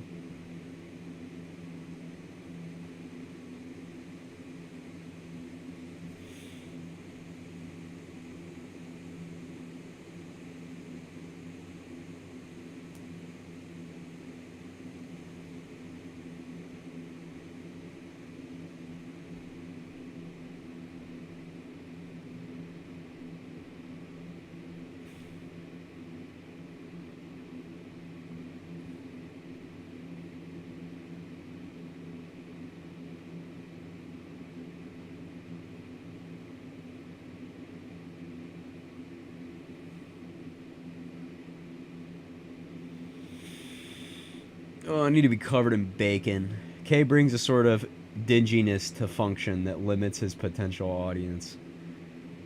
Wow.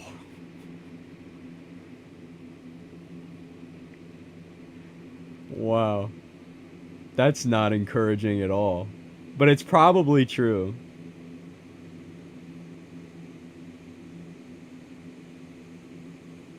That's probably true.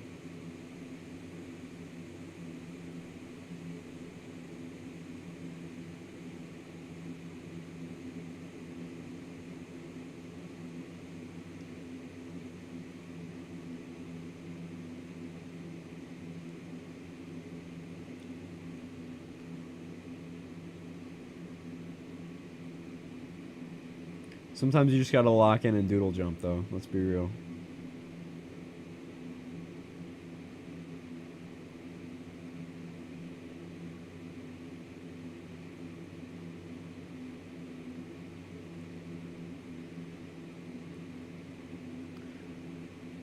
Well, you know, with storms shitting out, how does one have the face of Pete Davidson and the personality of a brain-rotted 14-year-old? We will never know. Wow.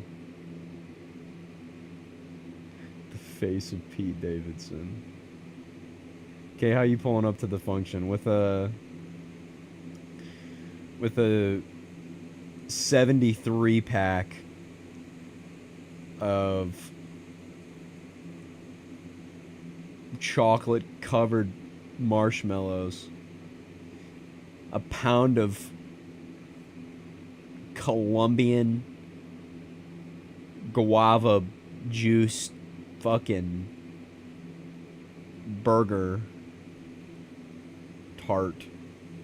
You know what I'm saying, dude? Like a damn guava.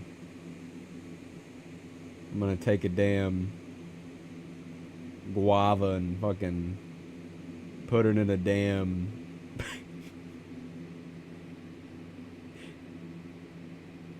I feel like the opposite. Reasonably mature, I still look 16. Funny you say that I'm currently eating a marshmallow coated Rice Krispie. That sounds fire.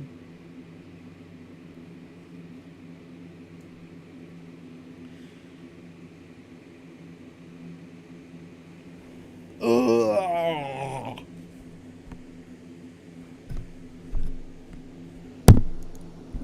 Alright, bro, what's going on? Let me see. Are we fully done? No, only 35 hours out. Oh my gosh. Personally, I show up to the function with 100 hail covers for everybody's car, just in case there's hail. Well, that's actually sweet of you. You know what, Eagle? I think you should get a damn Nobel Peace Prize. You should be like Obama. You should get a Peace Prize. You know what? You should run for president. I would vote you. Vote Eagle Eyes for president.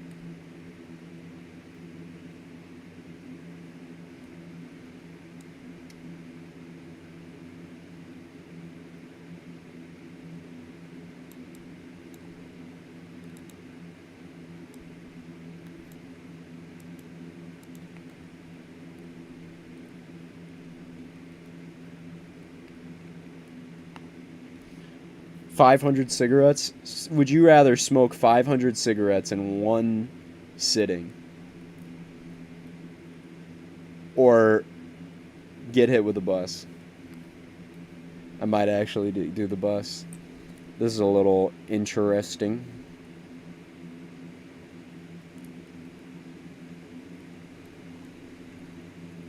Personally, I show up to the function shit-faced and ready to tell people that I chased Minden.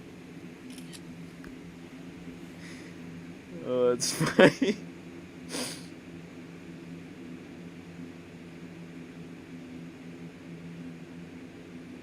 No one is beating Trump right now after making the hardest photo of the first half of 2024. Alrighty. I don't even have the energy.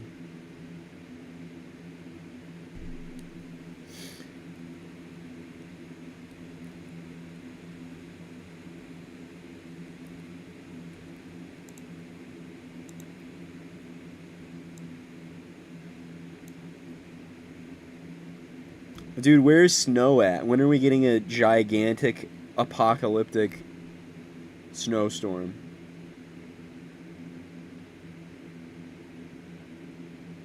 The middle of August, and I'm asking this question. No idea, bitch. Thanks, Goat. Appreciate it. Are you gonna say Snowboy? Guys, when's the next massive Snowboy?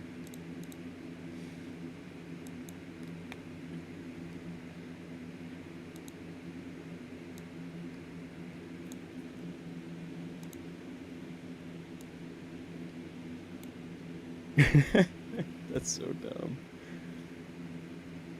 October Super Blizzard. Imagine that. Dude, with the approaching line, will we see something a little silly happen, perhaps? Will we see something that's a little... that grinds the silly gears a little?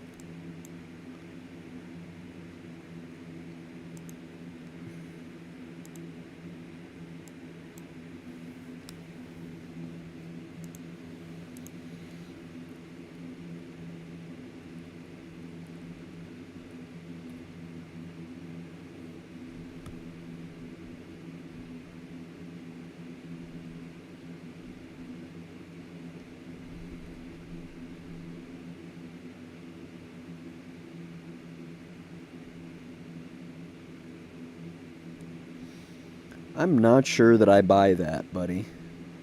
Tornado north of Onaga, Kansas. I'm not sure that I buy that.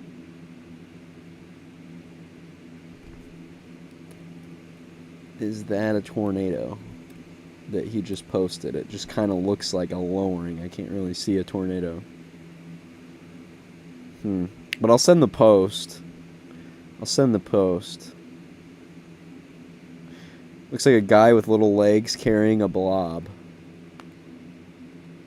A guy with little legs carrying a blob.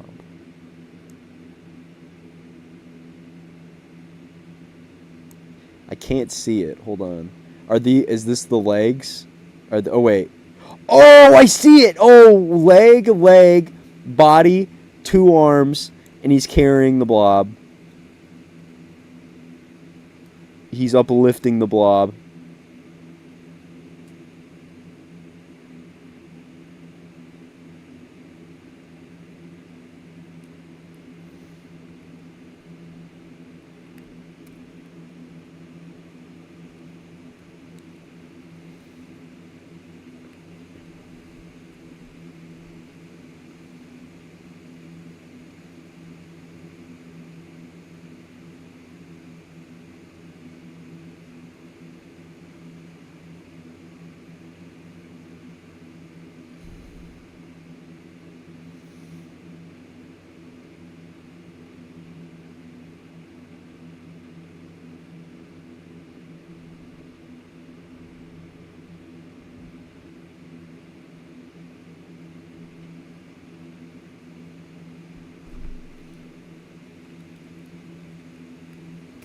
Come on, lock in. Lock in. It looks like it wants to do something a little silly with the approaching line. Will it? Will it is the question, Bill.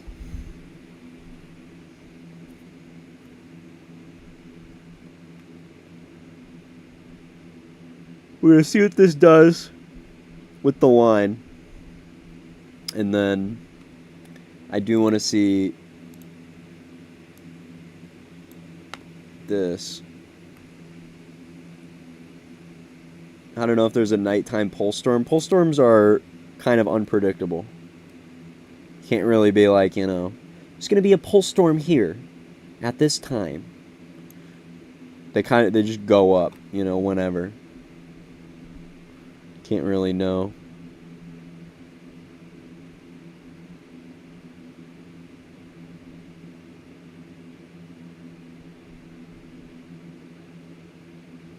Potentially derechoing. I don't know about derecho, but definitely an aggressive MCS. Finally, it's coming in though. 18, 19, 20, 21, 22, 23, 0Z. Okay, it goes out to 0Z Friday. Yeah, but this is coming in. The low's digging in. It's digging in. This is 18Z and it's right here, so maybe it's going to be a little closer. This is going to be... Please! Please! Please! Let's see the 850 millibar winds around it. It's probably screaming on the right side. No, it's actually digging in right there. Please! Check general. Let me check general.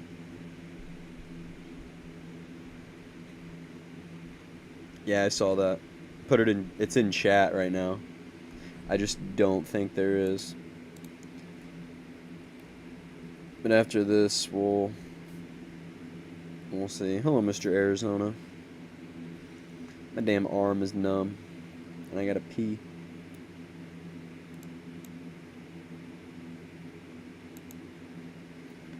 No no no no no no no no no no no no no no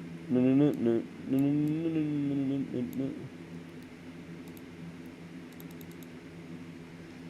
Dude, why did they remove the original Angry Birds and then put it back, but you have to buy it? What the... Ow! I just dropped my...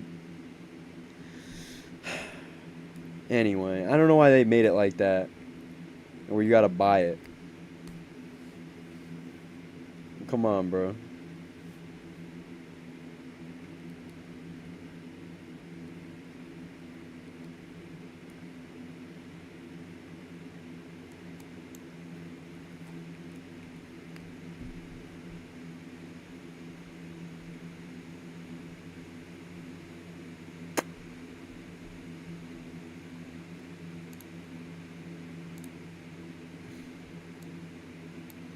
Please surprise me, Mr. ARRR. Do something. Do something. Do something in this region. Do something in this region. Please.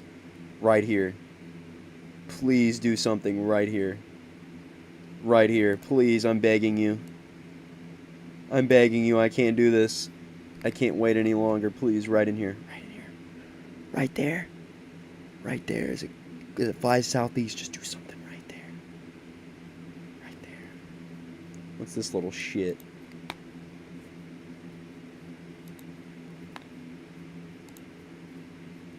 Please put an EF5 right on top of high risk, Chris. We're going back! We're going back! We're going back!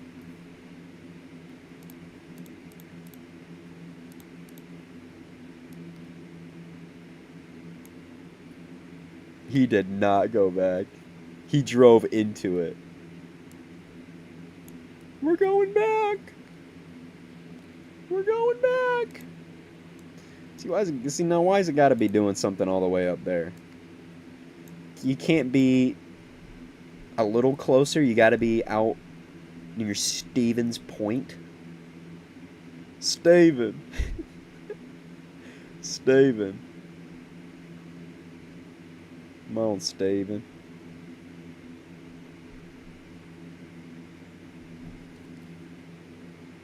Come on, Staven. Staven. Oh, see, it is doing that. Little pearls. Little pearls. Little pearls. Little...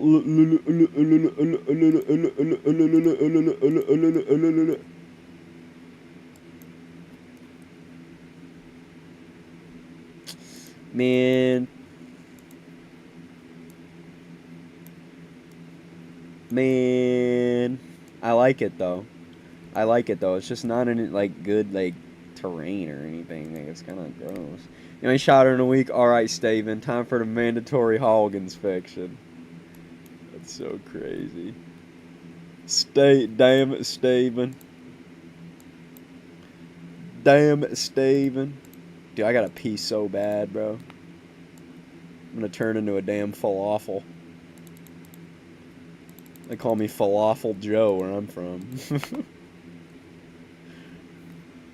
I'm gonna go bathroom real quick, boy.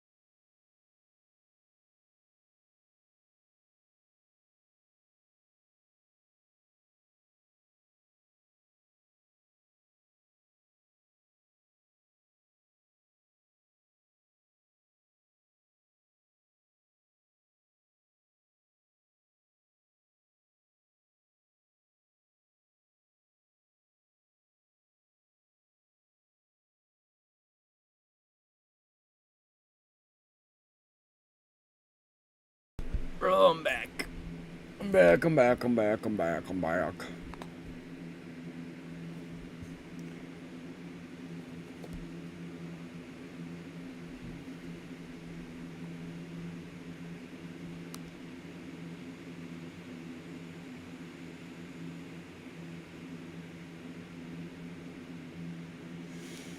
How much is Mr. Beast a liar and can't be trusted? I don't know. I don't really care. Honestly, bro.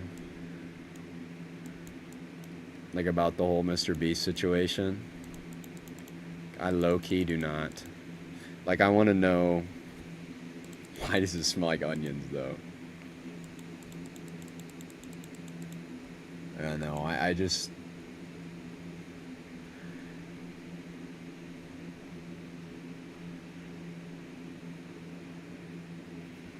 There's a tornado warning only like an hour and a half from you. Should I be concerned? Where are you at? You're in Kansas City, right? Just keep an eye out. Like, those storms are eventually going to make their way to you.